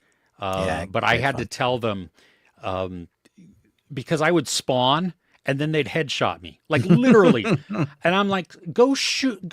No, stop. Did you not play co-op rather than? So you can do the campaign in some of those games, but together. Oh, we did. Yeah, we did. Like when there was like, or was it like the capture the flag one? We would do sometimes, or when it was just a free-for-all type of thing. But like, you know, and so they would choose a map and they would know, first off, they would know the whole map, like just perfectly. And then they were really good at aiming and shooting. Points. And and here I am, I would spawn and be like, I'm literally looking around to figure out where I am on the map. And then I died. And I'm like, you stop, you two go hunt each other. A few of my friends, we used to love like creating maps in Halo because you can build your own maps and then, you know, just decimate each other. One dude that we were with, he had a newborn baby and he was changing a nappy of that baby while decimating us while snipering at the same time. And we were like, this is wrong. See, yeah, I played against some people like that when I worked with students. Yeah. And I was like, you're not even fun to play with because you're just way too good. Yeah. Yeah. I'm here. Okay. Yeah. Okay. I just push the crouch button and like leave. Hide behind around this rock. Exactly. Oh, love you. Hey, wants to watch more movies like the Fallout 2022 with Jenna and spontaneous type. Dark movies, also such a feel good movie. It's weird. It's like a feel good movie. Dark movies for me are feel good movies. You know, the dark and murderous ones. That's makes me happy. If you say so. Yeah, it makes me very happy. I'm still trying to work out what the Fallout is. I thought it was. Oh, it's the Max movie. Oh. American drama written and directed by Megan Park in a feature directorial debut. Jenna Ortega and Vada Carver as a high school student navigates significant something. Yeah, I saw this at Sundance. Was it good? And yes, but it's also hard to watch. School shooting one, right? Yeah, and it's Jenna Ortega survives, and so it's all the aftermath, and that's a tough one. That is not a feel good movie for me. Like that is so funny how she says that's a feel good movie. Yeah, I mean, I like to watch people get murdered. But typically these are bad people, you know. So anyway, yeah. A-list is the way to go. AMC's Screen Unseen isn't so much a gamble. Um, if you've seen Wicked 4 times, it's not costly. Well, that's true. Oh, goodness. Okay, so Crochet Island listens Poo of the Week. Cut up on season 1 of Tracker. Will not be watching anymore. I wonder if that was any good. Is that the American thing on Paramount or on something? on Disney Hulu. Yeah. Oh, okay. Yeah. New episodes coming out every week. Let's see it on their banner. It's American? Yeah. Is it? Okay. Yeah. Dry and boring, and he is annoying. Then irrational, so over the top, like trying to be smart like Numbers, but just comes off snobby and boring. Fun. Yeah. Should we talk about the movie that we watched together? Yeah, let me go that. Life is Strange for Amy, a good puzzle solving game. Oh, yeah, that's fantastic. Love all of those. Those are great. Okay. Cool. Yeah, let me time code. Yeah. The movie we watched together. Yes. So the movie we watched together, because I told Chris to watch The Postman, and he got an hour into that, and he's like, dude, I just found out why he's called The Postman. I was like, okay, well, if he's an hour into it and he's not enjoyed any of it, he's not going to enjoy the next 2 hours because it's a 3-hour movie. Yeah, can we just talk about this for a second? Dog shit. Again, this movie, what the crap I disagree. The writing is I terrible. disagree. I The disagree. dialogue is horrendous. No, It's it's brilliant. no Massively And misunderstood that film. so slow. I mean, no joke. Like we stopped it at we paused it for a second at 40 minutes. And Ruben sent me this meme or this short video of To Be or Not to Be of on a British stage, and all of these actors come out saying it differently with a different, an emphasis on different words. And yes, I said emphasis, not emphasis, because it is emphasis. But my wife and I, we paused it. It was like, we're only 40 minutes in, and then we were like, we're only 40 minutes in. We're just saying it differently because it was like, I still had no idea at that point why it was called The Postman. And it's like a Temu version of Mad Max. No, it's nothing like that.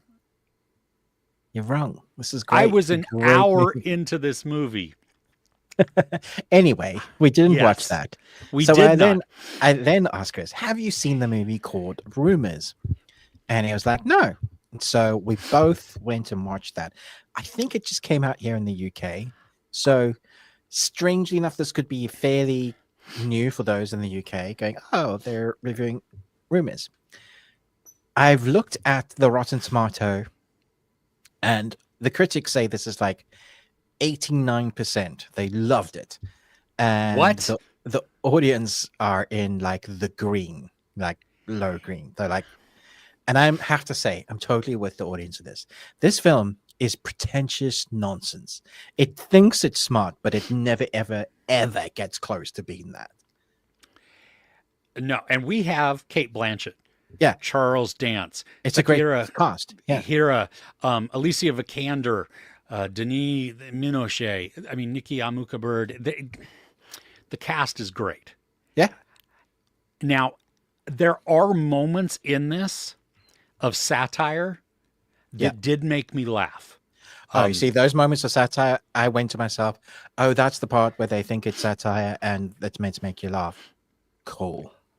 See, like mine is like the American president, Charles Dance, wearing an American flag as a napkin. Right. Like it's not said, it just shows him and it just keeps going. You know what I mean? You see, I'm so jaded that I didn't find that satire. I just thought that would totally be a thing. And that's why I laughed because Right. Okay. this is what is this? This is a sci-fi. It's almost cosmic horror. Almost. It is. It's slightly cosmic horror, slightly apocalyptic. None of those if those make you go, oh yeah, I'd like to give that. No, no, no, no, no, no. Don't do that, because it's 90% monologuing stupid things that are trying to bring into the forefront its message, which is convoluted, messy, irrational, stupid. Yes. It thinks it has a good message within this. Yeah. And there is one moment, and I'm just going to spoil it because this is a crap movie. Yeah. There's a moment in the movie where they discover, or Kate Blanchett as the German prime minister, or whoever she is, she's from Germany. She wants to show the G7 this thing that they've unearthed, which is a bog body, and so it's boneless because the bog has disintegrated all of the internal bones and stuff like that, but the external shell has remained, so it's like a gelatinous type of thing. Later, we see a bunch of the bog bodies standing around a bonfire, masturbating. And so the one thing that made me, like, I think I know what they were trying to do, like, because you have this circle jerk session going on. Okay. It's shown from a ways back, but it's obvious what they're doing. I likened it to, they were comparing that to the G7, who were sitting around talking nonsense to each other. And just like trying to build each other up, or trying to insert their own things, and they're trying to write this statement on global crisis. And it First of all, we need to start off with a date. A date? That's what one of the presidents says. Yeah, it's really important. Yes. So we should start off with the date. And I was like, oh my gosh, I see what they're trying to do. You think you're smarter than you are, though. Yes, like the little Italian prime minister who they're going around saying things they've regret. And he dressed up for a Halloween party or a costume party as Mussolini.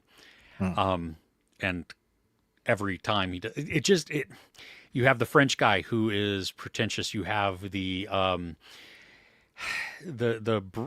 Canadian prime minister who is all feely and, touchy feely. It's so incorrectly stereotypical. Absolutely. Yeah. None of it. I mean, I liked the bravado that Charles Dance gave to the Americans, and maybe that's why I enjoyed that satire a bit, because it was making fun of Americans, and they need to be. But dude, what's with the giant brain in the middle of the forest? There are so many things that it was trying to say. And like this, there's literally a bit with the giant brain that also made no sense that happens with it. And I was just like, what the actual F is this movie? Yeah, there's very few movies that I come away going, I really want my time back. And the fact that you high profile actors in this, it also says that the fact that they've done this movie just shows that Hollywood is still so pretentious that they thought that this was a good movie and it was a good message. Well, and I gotta say that it is written and directed by 3 people. Yeah, so I saw that. The same people that wrote it, the same 3 people, also directed it. Yeah. I don't know how you get anything directed with 3 different people. No. Which is why it's probably so convoluted, so disjointed, so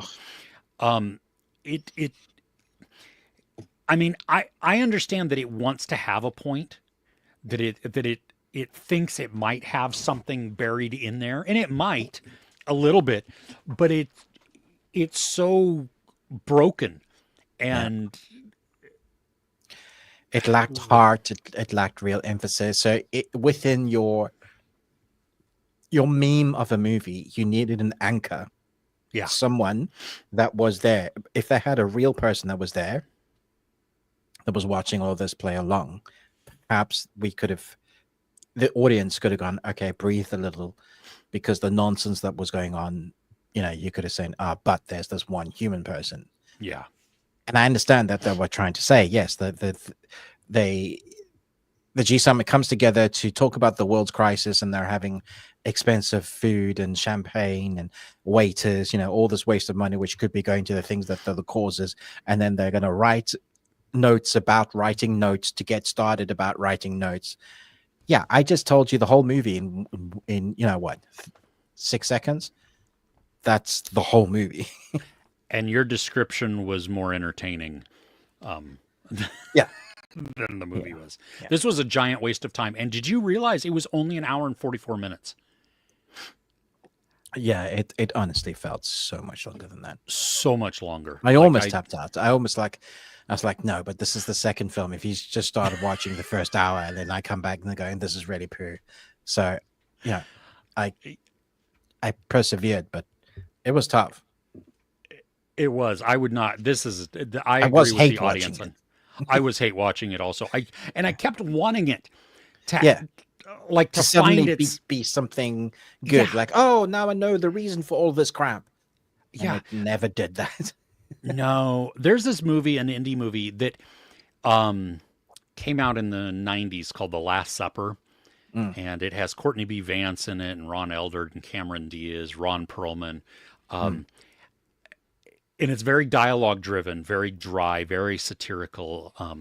And this almost started out like I was getting small vibes where you have all these characters talking. They're pretentious, right? And they're discussing these things, but they learn a lesson, or a lesson is taught in that. In this, I don't feel like anybody learned a lesson, and there was no lesson to actually be conveyed to anybody either.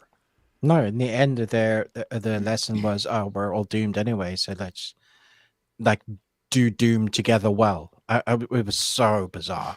Yeah. Just terrible. Yeah. So, and just don't. Yeah. Just don't. Unless you're going to do it like a drinking game. Anytime anybody says something that's supposed to be funny, have a shot. Anytime anybody says something that's not funny, you will be wasted. Yeah. Yeah. If you took a shot every time somebody said something that wasn't funny, you'd die. Yeah. Should we continue on with our poo since we're already talking poo? Yeah, let's talk all the poo. Of course, we're gonna fling poo at them. Good. What's your poo? Okay, so I got the screener for this, and I was meant to review it, but I couldn't bring myself to do a separate review for it. Oh, and that's not because I have a mixed feelings when it comes to religious stuff, because my background story. But there's this new movie called Mary. I watched this. Just came out, and I have to say, I was drawn in mostly because I saw the trailer and I thought, oh, that looks kind of good. It had Anthony Hopkins, and I thought, he's going to play Herod. Fantastic. Let me watch that. I have to say, the last few films that Anthony Hopkins has done, he's been Anthony Hopkins, not acting. He's just been Anthony Hopkins, and he's shouting the emotional moments. That's all he does. So whenever he needs to do something of emphasis, he just shouts, and that's what he does for Herod. And then the Mary story, it starts out with the way she goes, "This is the story of Mary you've never heard before," and I'm like, that's cool. You can embellish whatever, because so many people talk about the Bible being a fictional story and it's from history, so it was definitely skewed, no matter how much you say it's God breathed or something silly that we all say, right? No matter how much we look at it, we can totally see from the outside that certain parts of the Bible are different because there's many variants of the Bible depending on what you look at. Okay, so we take the Mary story, and what we know of it is actually very small in the Bible. So they've embellished a hell of a lot, which is fine. Just make a story. It's boring. It is so boring. I've seen other versions of this movie, of Mary, that is so much more interesting. I've seen movies that was 20 years ago that was so much more interesting. I didn't review it either because I couldn't bring myself to do it either because after I watched it, I told my wife because she didn't watch it. She was like, "No, you can just watch that. I don't need to see this." I told her, I was like, "I'm not sure who's going to be happy with this movie." First off, like you said, Yeah. it is dull, right? Yeah. Yeah. Then people that like historical accuracy are going to hate this. And then the Christians will hate this the also. Christians are going to hate this also. I mean, you have Mary's father Yeah. being killed in a way that didn't happen at all. You have this interaction, which we've been led to believe from once Jesus is born in Bethlehem, they escape at the night because the angel comes to them and tells them, you need to leave. And here it turns into an action sequence. So funny. I laughed at it. It's like, all right. Yeah. I appreciate that they used Middle Eastern actors for Mary and Joseph and all of them. More authentically close to what it should be. Yes, except we have a Brit or a Welshman playing Herod. Yeah, which that is true. Yeah. Why did you do that too? This movie. Do you know what's funny though? The director. Have you seen who directed this movie? No. It's pretty funny. How on earth this dude, DJ Caruso, came to directing this movie, I'll never know. Because he does direct action. He does direct that. Yes. Eagle Eye. Return of Xander Cage. Yeah. Disturbia. I love his Disturbia. Disturbia is a great movie. Oh, Disturbia was fun. Yeah. I'm Number 4. Love that film.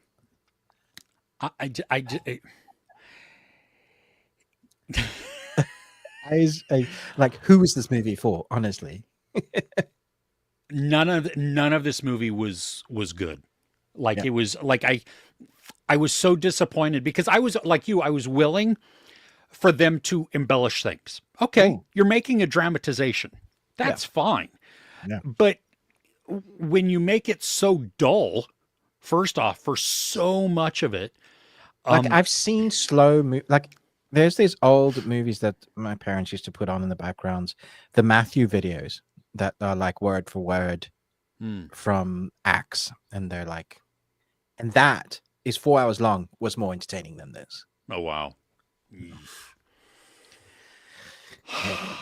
Okay. So stay away from that. Yes, sorry. So that was my poo. What's your poo? My poo was Y2K. This Really? movie. I'm so surprised. This movie is it's actually championing itself for my worst movie of the year. Ooh, okay. We saw the trailer, right? And so it's 1999 at the the turn of the millennium. And in the trailer, the machines become sentient and they start attacking people. Yeah. It actually looked quite fun. That's what I wanted. I wanted that to be that. We get a little bit of that. And you suspend your disbelief, okay? You have to. That's fine. Willing to do that. I didn't like any of the characters. Like, none of them. They kill off random people, which is fine, but weird also. It's not funny. I've seen people in the comments are like, oh no, I laughed out loud. I thought this was great. One person, there's this one character, his actor name is the Kid Leroy. Apparently he's a musician. He's a terrible actor. This is his first acting gig, and he needs to do more. Go to acting school, drama school. Yeah.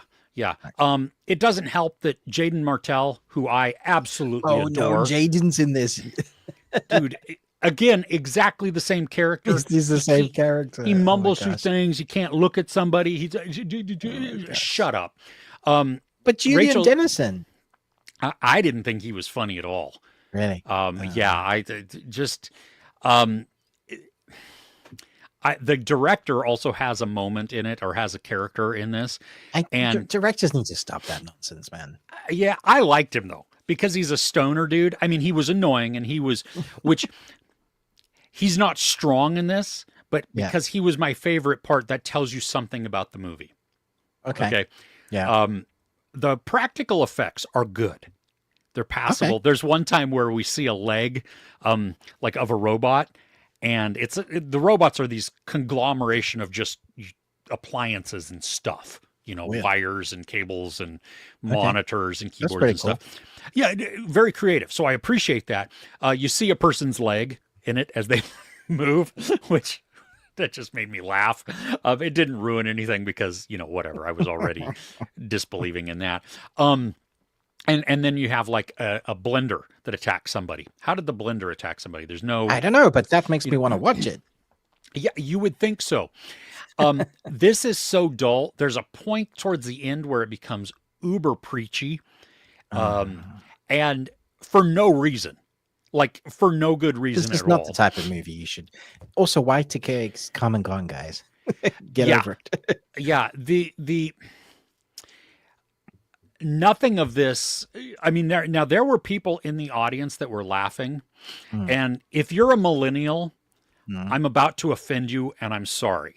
Okay, my kids are. I don't know. They're Gen Z millennial. They're like late millennial, early Gen. I don't know. I felt like at least the people in our audience, and we were by far the oldest people there. Okay. Had zero critical thinking skills because they were laughing at things that just weren't funny. But well, according to you, dude, like, okay, my kids will laugh at memes. Yeah. And there are some memes that are really, really funny, but there's some memes that are so like tertiary to the original meme that's what they're laughing at because they get that thing. You know what I mean? And it's just like to anybody else is like, that's stupid. That's kind of what this is. And then everything is drawn out. Like if you take something that could have been good, add 5 minutes onto it or 3 minutes onto it, that doesn't improve it. And also, you know how you get to that point where it's cringy and you're like, and then it becomes funny again? Yeah. It never becomes funny. Like it just, like they don't know how to actually make it to that point where it becomes enjoyable again. And is it the directing? Because this is the only thing he's ever directed. It's all of it. It's everything. Okay. Like the writing is makes some questionable choices. The characters, like you're like, I don't like these. I saw, it was funny. I watched yesterday afternoon, I watched Jeremy John's review of this, and he brought up a great point. He was like, there's a relationship in the movie, the relationship that the movie pushes, and then there's a different relationship. And the relationship that's different that the movie doesn't push is actually the more interesting relationship, and it doesn't get the time. The relationship that doesn't make sense, that isn't viable, that nobody believes, is forced on us and still isn't good and doesn't work. So it's... Well, it looks like this is not coming to the UK. Well, it's got no release date, so... Well, good. It's maybe they've seen how shit it looks. Yeah. And, and my wife and I were talking, and I'm willing to, we're like, well, maybe we're just not the demographic for this. But I still make the argument that any movie should be able to resonate if the story is solid with, especially as somebody who lived through this. You know what I mean? Like these kids are juniors in high school at the turn of the millennium. While I was not, I was married already at this point, but just married. I was like 20, 24, 25 years old, something like that. Is that the 40s? Okay, moving on. Not the 1800s going into the 1900s, but you know what I mean? So like, I remember all of this. I all of this around there. It felt like it was trying too hard at every single moment. And yeah, I can't find a release date for this in the UK. Interesting. Okay. Yeah. So count yourself lucky. Yeah. Yeah. Yeah. I want to touch on one more thing before we go back to the Yeah. comments. I have a bone to pick with critics once again Mm. because Skeleton Crew has come out on Disney. It's the new Star Wars. Uh-huh. There's first 2 episodes. They're releasing weekly. It's a 6 episode series. They've all given out their reviews, but I know for a fact that every single critic has only had 3 episodes. So they're all given their reviews, but they've only seen 3 episodes. So all the reviews, and they're quite high. And none of them, well, as far as I can see, none of them said, I've only seen the first 3. So they're giving them these reviews of like a Star Wars series. It feels like a lot of people being bought off. However, let me just say, I've seen the first 2. Mm-hmm. I don't think it's as good as a lot of people are making it out to be, but this is the first Star Wars thing where I've wanted to find out what's going to happen next. And that's because it sticks to what it is. It's definitely a young series, like it's for a really young demographic or to watch with families. It's kind of like the Goonies in space. That's kind of what it feels like. Okay. Which is it's a lot of fun. And like the first episode is basically setting up your characters, and then the second episode we're in space. But the space sequences or like the place that they arrive at is so Star Wars. There's a lot going on, vibrant piracy of all types, like because it's called Skeleton Crew. And Jude Law is one of the main characters in this. So I'm hoping that it lands well, because so far I'm interested enough. I watched the first episode and went, oh yeah, okay, cool. I'm going to carry on watching. I think acting's fine, but what I'm finding annoying is that in order for these things to happen, for these characters, certain things have to happen. Therefore, they're going to happen, right? So it's not like the kids find themselves just happen to find a ship that nobody else has found. They just happen to fall on the trigger that makes the ship take off into space. That kind of thing. Like there's all these things that So many conveniences, right? Yeah, so many conveniences. And nobody's talking about that. It just feels like they're trying to be so protective of the screeners that they've got because Disney, very tight knit, and you only have to be of a certain caliber to get the screeners, so we better say something good about it. And that's not to say this isn't good, because it is fun, but there are so many plot conveniences for these characters that I'm like, if this was anything else, people would pull this to part. Like they'll rip it to shreds. Well, and I'm surprised they're not, at least from an audience standpoint, too, though. Yeah, I'm really surprised. No, the audience seems to be really enjoying this. So I'm not saying I didn't enjoy it. I just felt like there were so many plot conveniences for these characters to end up where they did. I was like, this isn't good writing. Do they just not have any females or people of color in this? Is that why? No, they do. It's a wide variety cast. Young kids are charismatic. They act very well. It looks good. Looks like some of the sets are properly made, not just all that Disney screen, which probably helps a lot. You got high caliber actors in there, which often help. Like the Harry Potter early movies, the young actors weren't very good at acting, but they had really high caliber actors, which elevates everybody around them. And I think that helps. The costume designs are fantastic, like really well done. There's a little bit of a CGI issue. One of the main kids is like an elephant dude. And I think he's got the mixture of real, like prosthetics and CG. And so I guess that helps. I like his character probably the most because he's the kind of character that doesn't want to be there. He just kind of got forced into this adventure, and he just wants to go home to his mom. He never wanted to have an adventure. He's like the Hobbit that never signed the thing. He saw all the danger, went, no, I'm not doing that.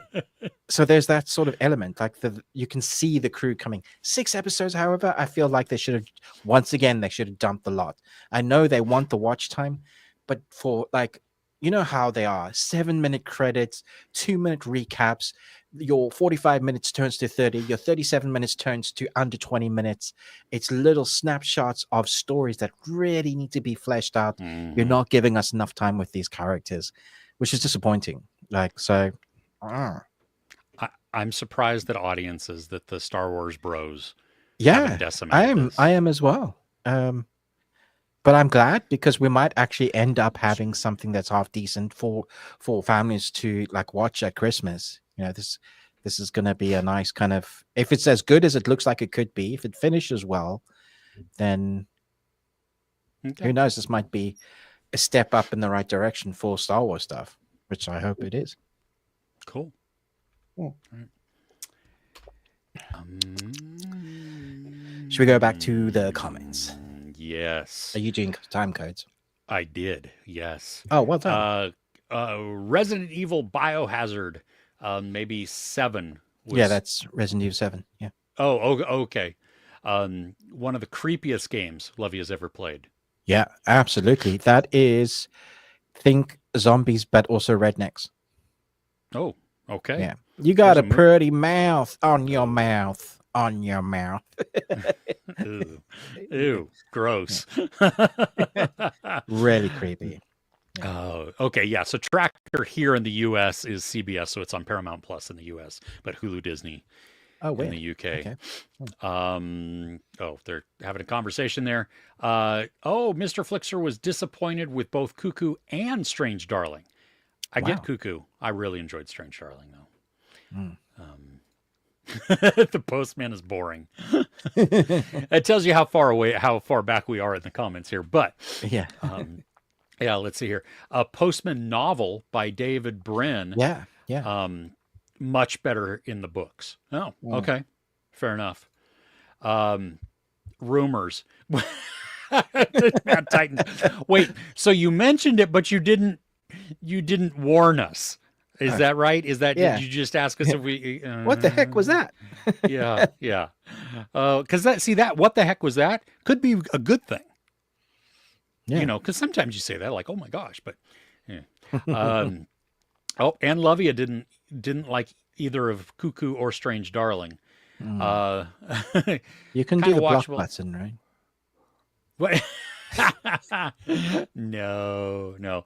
Hunter Schafer needs better roles. And then she was the one in whatchamajiggy, Cuckoo. Oh yeah. Has anyone watched Earth Abides? I was going to, but I'm like in the novel, so I don't know if I'm gonna watch. Oh, if you read the novel, or you're busy reading the novel? I'm reading the novel, yeah. So I'm gonna wait until all the episodes are out, and then I'm gonna watch it.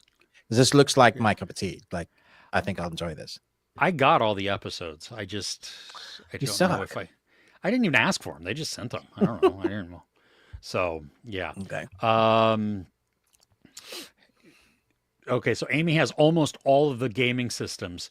Nice. PS4, Xbox One would work. It can be single player. Oh, okay. They work together. Perfect. Okay. So good. So that, Alan Wake 2. Okay. That's another conversation. Watch Foundation. I have not. Well, I started watching it. I've watched most. Yeah. It's big. Yeah. It's like Dune big. Yeah. Yeah. I was having trouble getting into it. Yeah. That's okay to be wrong. I know. Fling the poo. Only good Anthony Hopkins movies so far was The Father. Great acting, cried so much. Oh, I mean, I think that statement is wrong. Yeah, I'm going to say wrong because Silence of the Lambs he was excellent in. Mm-hmm. The Edge with Alec Baldwin was phenomenal. I love that one. I love the power play. Oh my gosh, they get stuck in the wilderness, and he has to help the guy that is sleeping with his wife survive in the wilderness, and it's his wits of how they survive. It's brilliant. Love that film. I'm trying to see. I'm looking through. Like, I love Red 2. Red 2. Is he in that? Red. Yeah. Oh. He did the C.S. Lewis Shadow. Is it called Shadowheart? What's it called? Where he played C.S. Lewis, and he was really good in that. Oh, wow. Okay. Yeah. Oh, Mask of Zorro. I liked him in Mask of Zorro also. Yeah. Remember that? He was the one who trained him? Yeah. Legends of the Fall, even though that I can't with that. So depressing. If you need a nap, not because of him, but just because of the movie, you can either do Remains of the Day or Shadowlands. Both of those work. Um, Isn't that the C.S. Lewis one, Shadowlands? maybe. Yeah. He plays Jack Lewis. Yeah. Okay. He Oh, he was in plays Jack Chaplin. Lewis? I don't know. Okay. Bram Stoker's Dracula. Howard's End, another one in case you need a good nap. Oh Wow. my gosh, he was in Free Jack. I don't remember him being in Free Jack. I don't remember Free Jack. Isn't that Wesley Snipes? Yeah, maybe. I don't know. I tried to put on Demolition Man the other day, and my wife Kay just went no. Oh, she just vetoed it like straight just away. right off the bat. Oh, Yeah. Okay. I thought you were going to say like it did not hold up, which it may not, but Oh, it probably doesn't. no. But that has a special place in my heart. Yeah, I mean, who doesn't want a love scene with VR in it? And the three seashells. Yeah, exactly. The mayor in The Postman is Tom Petty. How could this be bad? Did he tell Costner not to come around here no more? What a heartbreaker. Exactly, Thanks Chris. for that, Chris. Yeah. Yeah. When are they going to remake Ten Commandments? See, I don't think they should. I think The just Ten leave it Commandments as is incredible. that's a great movie. What a movie! That and Yeah. The Robe. Good lord. I don't know if I've seen The Robe. Oh. Hmm. Yep. Best watched was a surveillance camera. Was best. Best thing you watched this week was from a surveillance camera in Midtown. What was going on in that surveillance camera? Oh, did you not see the maybe- new? It was in New York, Oh no! and it had to do with a healthcare CEO. Oh no! I didn't see. I didn't see anything. Yeah. Oh yeah, no, just Brilliant. Okay. just search up United Healthcare, Okay. and that I will. will do. That's all you need to do. Let's talk about what really happened to director Robert Zemeckis. Here, a movie with Tom Hanks. Nobody talks about. I had no desire to see here. It might have been great. I have not been Wait, impressed with Here? Robert. Yeah, did you? That's a movie. Yeah, it came out. I thought you were talking several about weeks ago. the Polar Express with Robert Zemeckis, No, he did this one as well, and it's because that movie is a It's horror. it's with Robin Wright, not Robert, Robin Wright, Paul Bettany. No, yeah, I have not even heard of it. Yeah, I guess I blanked it out. No, I didn't want to see it. I have not been impressed. Oh, with, it's new as well. Okay. Zemeckis's last couple of films. Hmm. So it's been easier to just Not not. Yeah, cool. yeah. Let's see. Buddy watched Mary Magdalene from 2018, Rooney Mara and Joaquin Phoenix. I have not. Huh. Have you seen you? it? No. No. I haven't. No, yeah.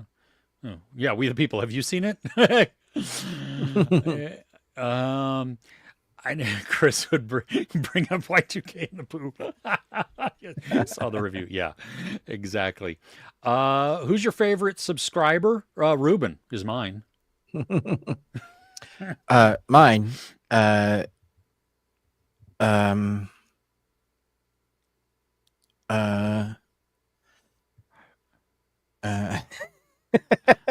Actually, you know what? My wife is a subscriber, so my wife beats, Oh, my wife. beats Ruben. So That's my wife. My wife. Shiny is 40 plus. Is that considered a millennial? I don't know. I know I'm Gen Z. That's all I know.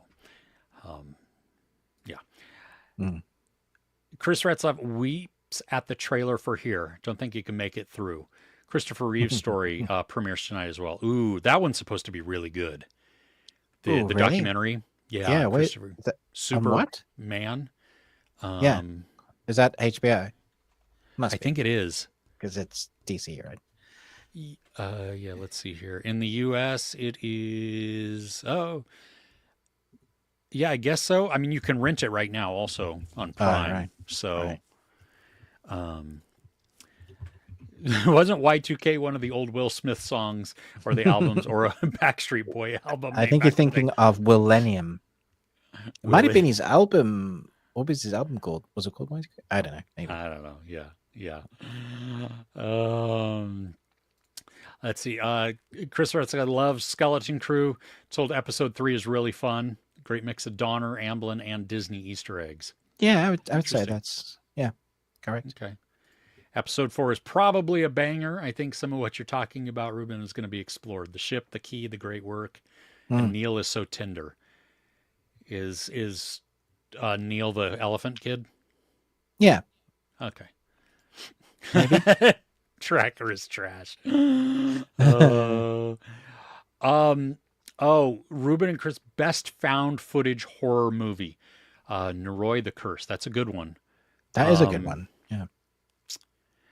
I watched LLC, the first one, for the first time just a couple months ago, and I was blown Mm. away by that. Um, I like the funny one we watched a couple of years ago that you thought was going to be crap, but it ended up being really great. That guy, he goes into this abandoned house. Deadstream. Deadstream. That is a phenomenal one. Yes. That was so surprising. Like I think for me, probably the original flipping scream thing that made everybody Blair Witch. Oh, yeah. Yeah, it's still probably the scariest one that I saw, but Deadstream was just really enjoyable. Yeah, we watched that just a couple of weeks ago because my son's girlfriend had never seen it. And so yeah, it was good to rewatch that. Oh poo. I had it in my head just a second ago. When you were talking about Blair Witch. Shoot. Troll Hunter is good. Chronicle, while not a horror, is great. Yeah, those are both great movies. Man, dang it! There's one that I'm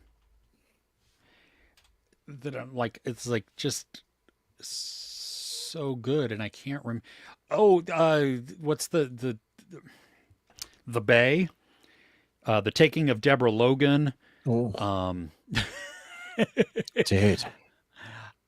Creep.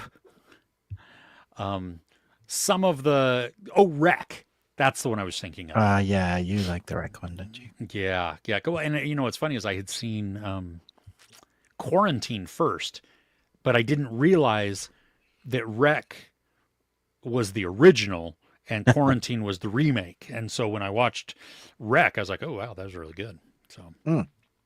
yeah. Okay. Oh, you did not like Poughkeepsie tapes. No, I liked Poughkeepsie tapes. no, I didn't like the stupid tapes. Oh, people like what's the tracker just for Justin Hartley's face. Okay, fair enough. Just got around to binge watching all of The Penguin. Started off really well, then got a bit meh. It was good overall, not amazing as everyone had made it out to be. No, it is. That is a masterpiece. How dare you have a different opinion to me?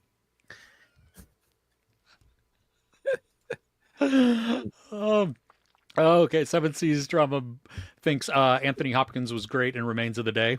Mm. I will sleep to that all the time. Ella, yeah, we were just talking about Earth Abides. I don't know yet. So, yeah. Anthony Hopkins' recent movies. Oh yeah, no, I Not agree. good, yeah. I agree. He likes a paycheck at the moment, and that can be proven by the fact of his performance in Mary. the Transformers movie. No, Oh. Transformers. It was so obvious. They were like, "Yeah, he's being Didn't you- Anthony Hopkins." Didn't he retire though? I thought he did. retired and then I think he retired a couple of times. Okay. Okay. I don't know. And then maybe he got bored. Maybe. Yeah. Yeah. Demolition Man. So much fun. Yes, it was so much fun. I don't know if it holds up. Yeah, we've definitely seen it like multiple times. It's really old now. Yeah. Heard. I want to watch this one. You've seen this, Ruben, because it came out at a festival like last year or something. I've seen this. Yeah, it's British, I believe. You told me about it. Oh, didn't I say it was crap? I don't think so. I thought you enjoyed it. Oh, Heard. Yeah. No, I don't think I enjoyed this one. Oh, okay. Mads is okay. It's unique. I mean, it's a continuous take, so it's gimmicky. I thought the ending was haunting. Other people hated the ending. So, Mm. yeah. I want to see Elevation. As long as it knows what it is. Yes. Yeah, agreed. They just need to have fun with it. Yes. Wolfman and Instinct. Okay, for Anthony Hopkins. Yeah. You're fined 1 credit of the verbal morality statute. He uses that for toilet paper, right? Yes. See, yeah, no. Yeah, see, you are my favorite subscriber. No. It's me. No, it's not Ruben. It's my wife. You too. Like you already said it. Sorry. No take it back. backsies. I can take his backsies.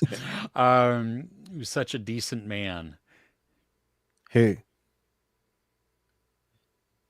I don't Me? know. Yeah, I agree. Yeah, well, yes. Hopkins in the Thor films. Oh, okay. Yeah, I like him in those roles. Those small bit parts, and especially that first Thor, the bit where he's trying to teach Thor to be more than he is. That was good. Oh, okay. 5 Bags of Popcorn is talking about Christopher Reeves. Oh, yes. Okay. The real Superman in real life as well. Yeah. Yes. Yeah. Chris Retzloff can handle being one of the top 3 favorite subscribers. Grave Encounters, a great found footage film. I've not seen that. Deadstream, yes, Yes. It's on Shudder. Shudder 22. I think so. 23? I don't think 23. No, 22. Maybe. You have to know. I almost turned it off at the beginning. Yes. Like the first 10 minutes of it or something. On purpose, though, I think. Yeah. Yes. Once I realized what it is. Oh my gosh, so good. It's great. Yeah. Hell House has 5 films in the franchise. I have only seen Hell House LLC. So, which number is that in the franchise? that's the first one. That's the first one, and it is. That was good. It is creepy. So wow. I wonder if the rest are as good then. I don't know. Yeah. Doubtful. Yeah, probably not. Okay, so We the People has not seen Mary Magdalene either. Just wanted to know if anybody else had. Yeah. Oh, Lovey agrees. Grave Encounters. The third kind. Fourth kind? Yes. 5th. Penguin is great. And then 5 Bags of Popcorn. Penguin is laboriously tedious. See?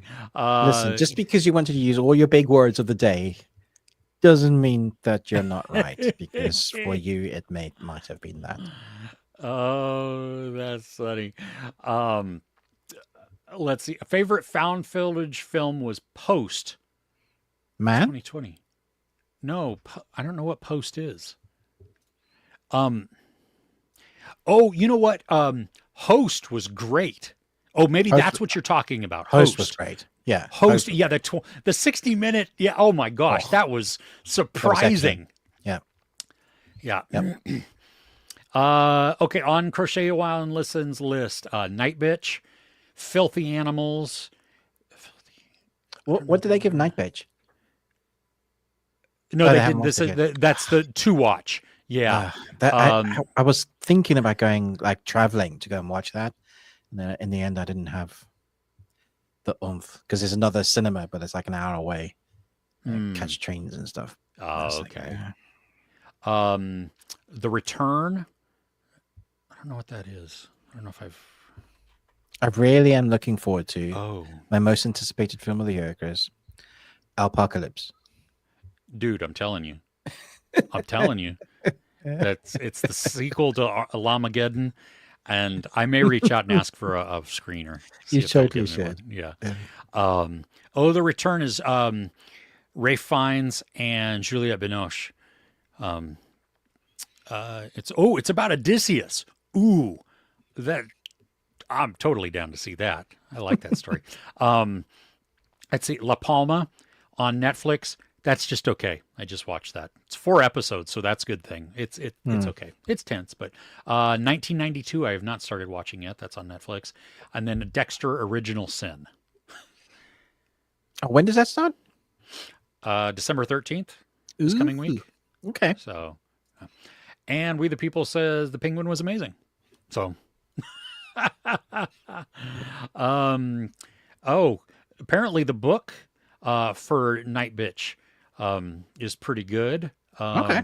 Oh, okay. Crochet Wall and Listen has not read it yet, but okay. Well, that's encouraging. Grave Encounters about a group of TV paranormal investigators. They're frauds, but they come across a real haunted house. Oh, wait a minute. Is that with Florence Pugh? I've seen it. If that's Florence Pugh, Pew pew. yeah.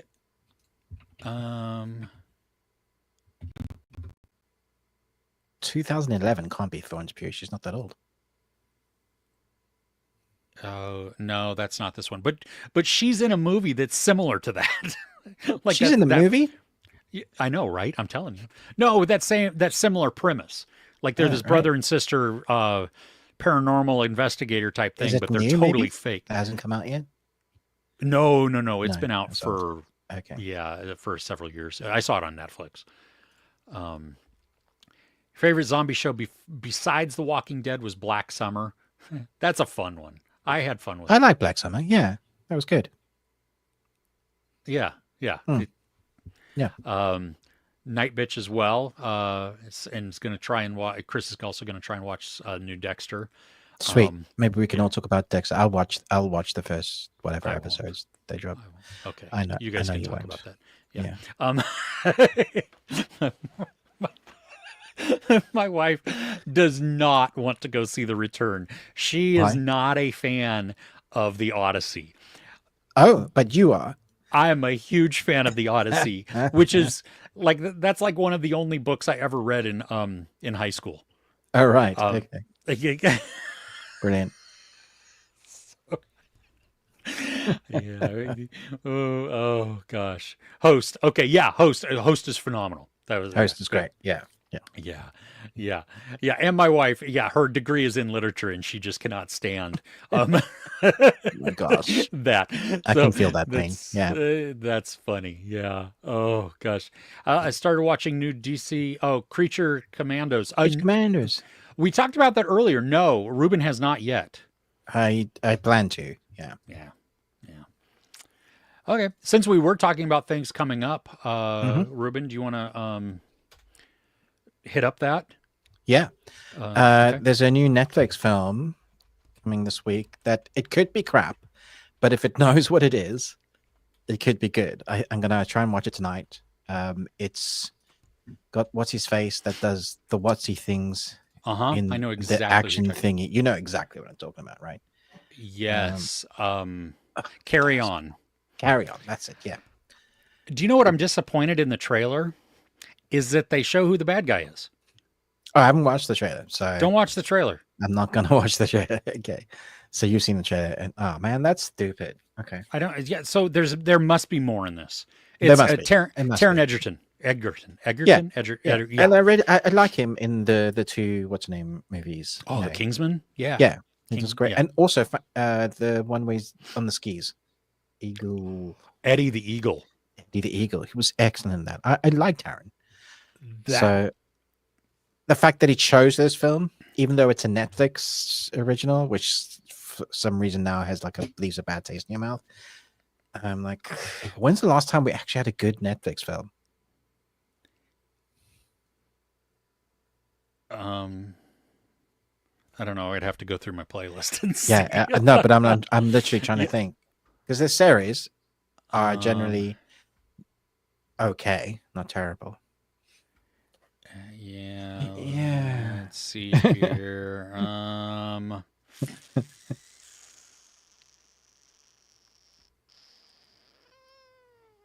Um, Yep.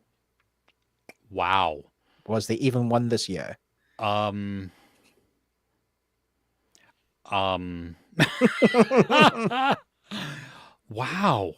Yep. Like Dang. I could rattle off a few TV series that were good this year from Netflix, but not movies. Y- yeah. Possibly an anime movie that they maybe. But other than that, I'm yeah. So fingers crossed. I enjoyed Uprising that came out at the beginning of October. That was Oh that yes, Uprising, the two brothers, yeah, no. the two best friends. Oh, One was the no, it was the that was the Thai or the Filipino zombie movie. oh what? Oh no, that was Outside. Yeah, Uprising is the one that I reviewed. That was about the best friend, and that was excellent. That was a Netflix movie. Okay, so Uprising. Uprising. Did I see Thanks for that running. too? No, I don't think you did. Yeah, Huh. I told you to, and you were like, "Yeah, I'll add it to the list." And you know, we know how that goes. Yeah. Oh, you know what? It's What's Inside. That was fun. That was Netflix. Hey, Yeah. Yeah. okay, yeah, That that was- wasn't too long ago. Yeah. That was the beginning of October. There you go. Yeah. What's inside? Okay. Fair enough. Okay, so you're looking forward to Carry On? Yep. Sort of. Okay. First off for me is Interstellar because You're going to. I'm IMAX going to watch see it in Yeah, IMAX. Yeah, I've never that seen is- it in IMAX. Yeah. That's fair enough. Yeah. I think 1992 for me coming on Netflix. It's either that, which is a series, or there's this movie which is probably not going to be a happy movie. It's called Endless Summer Syndrome. I believe it's a non-English world cinema film. So that's coming to like streaming or something like that. I don't know. But All right. yeah. There's a TV series that comes out to Netflix as well called No Good Deed. It's from the writers of Dead to Me. So if you Promising. like that, you might like this. We've watched the first episode, and because it's embargoed, I can't really say anything. But It's Yeah. it's is it 8 episodes or 10 episodes or 12 yes, something? it's 8 episodes and 30 minutes each, right? no longer. Seriously? Yeah. Okay. I mean, I asked for it. I got it. I'm not sure. I'm not looking forward to it because Did you like Dead to Me? I loved Dead to Me. I thought that was, at Okay. least the first season I thought was really good, but it's really angry. Oh yeah. Okay. This is intriguing. This is different. So the premise is really interesting. So it could be really good, but it just I can't really say anything. I don't want to get in trouble. Okay. Yeah. Okay. Yeah. Yeah. Okay. Yeah. Cool. All right. So let's, we'll go back to the chat and then wrap up. Sound good? Sure. Yeah. Okay. Let's see here. We the People's hoping that they would do the Odyssey with Sean Bean, the remake we never got after the Troy movie. The thing is, if you cast Sean Bean, He's gonna then die. you know he's going to die. So Yeah, yeah, you can't do that. you can't. They're an Odyssey fan too. Yes, Virgin River season 6 coming out towards the end of the month. That's true. On Netflix. I'm looking forward to that. I am as well, but I'm like so far behind. Oh, are you really? Yeah, I'm like a season and a half at least. Yeah. Okay. Dragon Prince season 7. Yeah, I got the screeners. I will be doing a review. Yeah. I got the screeners that I didn't even ask for, and I've never seen an episode of any of it, so I don't know. Hilarious. Like, you're going to catch up? Watch 6 seasons? No. Yeah. This is the final season as well, so I know it's all bets are off. Yeah. Oh. Is this one of those shows where peril is like real, like they aren't afraid to kill characters? For sure. Yeah. Oh, wow. Okay. Yeah. Nice. Oh, Penny Dreadful. I liked it. I thought it wasted its potential towards the end. Oh, did you watch all 3 seasons? Did I? Maybe I didn't finish maybe I didn't do season 3. I don't know. Okay. It did you see it all? No, I own them on Blu-ray. I always meant to like get into it. I've watched like the first episode. It's still in the cellophane. Oh wow. Yeah. See, I like the world that they built. I thought that was great. I like You her know? as well. Eva has a real presence. Mm-hmm. But yeah. The Jetty coming out to Yes. Hulu. I'm pretty sure it's an original BBC one, but maybe it's just coming out to Hulu. Okay. Yeah, I've not heard of this. Is this Yeah, it's got what's her face? Jenna Coleman? Yeah.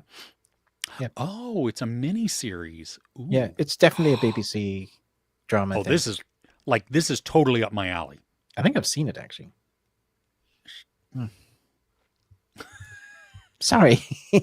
No, I know. No. What one of the few things that we get is like, obviously we get the British dramas first because we're in Britain. Yeah. And I love the fact that they're short, concise, tell a story, and they're gone. Yeah. Yeah, that's 4 episodes. Ooh, I'm gonna Leave you wanting more. Yeah. Okay, I need that. Odysseus would have to die. Yes, exactly. We're Taron Egerton versus Aaron Taylor Johnson. Well, we the people. Maybe Taron is in Craven. Did you realize Craven is coming out this week? I didn't. Did you realize that it got a 15? So did it get an R in the US? Because I got a 15 here, and I was surprised. I was like, oh, okay. It is rated R here. Nice. It is 2 hours and 7 minutes. I hear good things about it. They released the first 8 minutes. I refuse to YouTube. watch it. I don't want to. If I'm gonna watch it, yeah, because they have no faith in the superhero genre is dying, so they're doing everything they can to make people go. So the first 8 minutes must be great. Like the first 8 minutes. Do you remember they did the first 8 minutes of Days of Future Past of X-Men? And that first 8 minutes is where they're in the future. All the X-Men are like being obliterated by the Titans, and they have to send the consciousness back. And that's like where the 8 minutes stops. And that was an incredible action sequence. Fortunately, the whole movie's not like that. So, yeah, I mean, because wasn't this supposed to come out? Yeah, over a year ago? Ages ago. Yeah. Okay. Something smells good. That's me. Is it you? I thought so.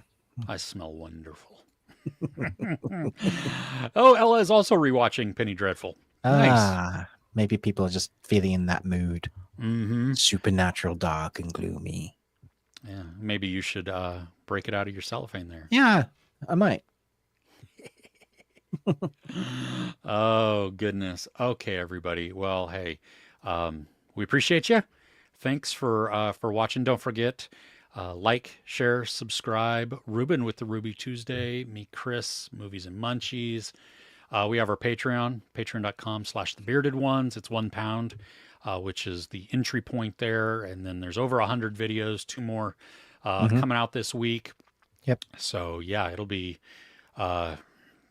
good. There's a couple outside the paywall, too. So if you have never watched or you don't know anything about it, you can check that out and,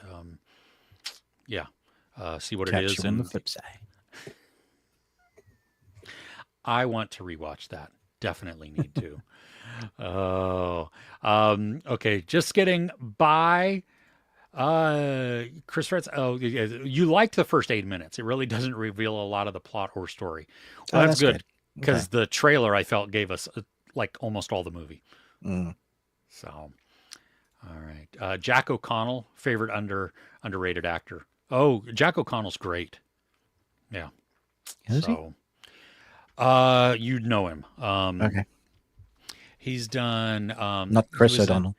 No, he was in Unbroken, Eden Lake. He's in Eden Lake. That's Jack. Yeah. Cool. So you know who he is. Yeah.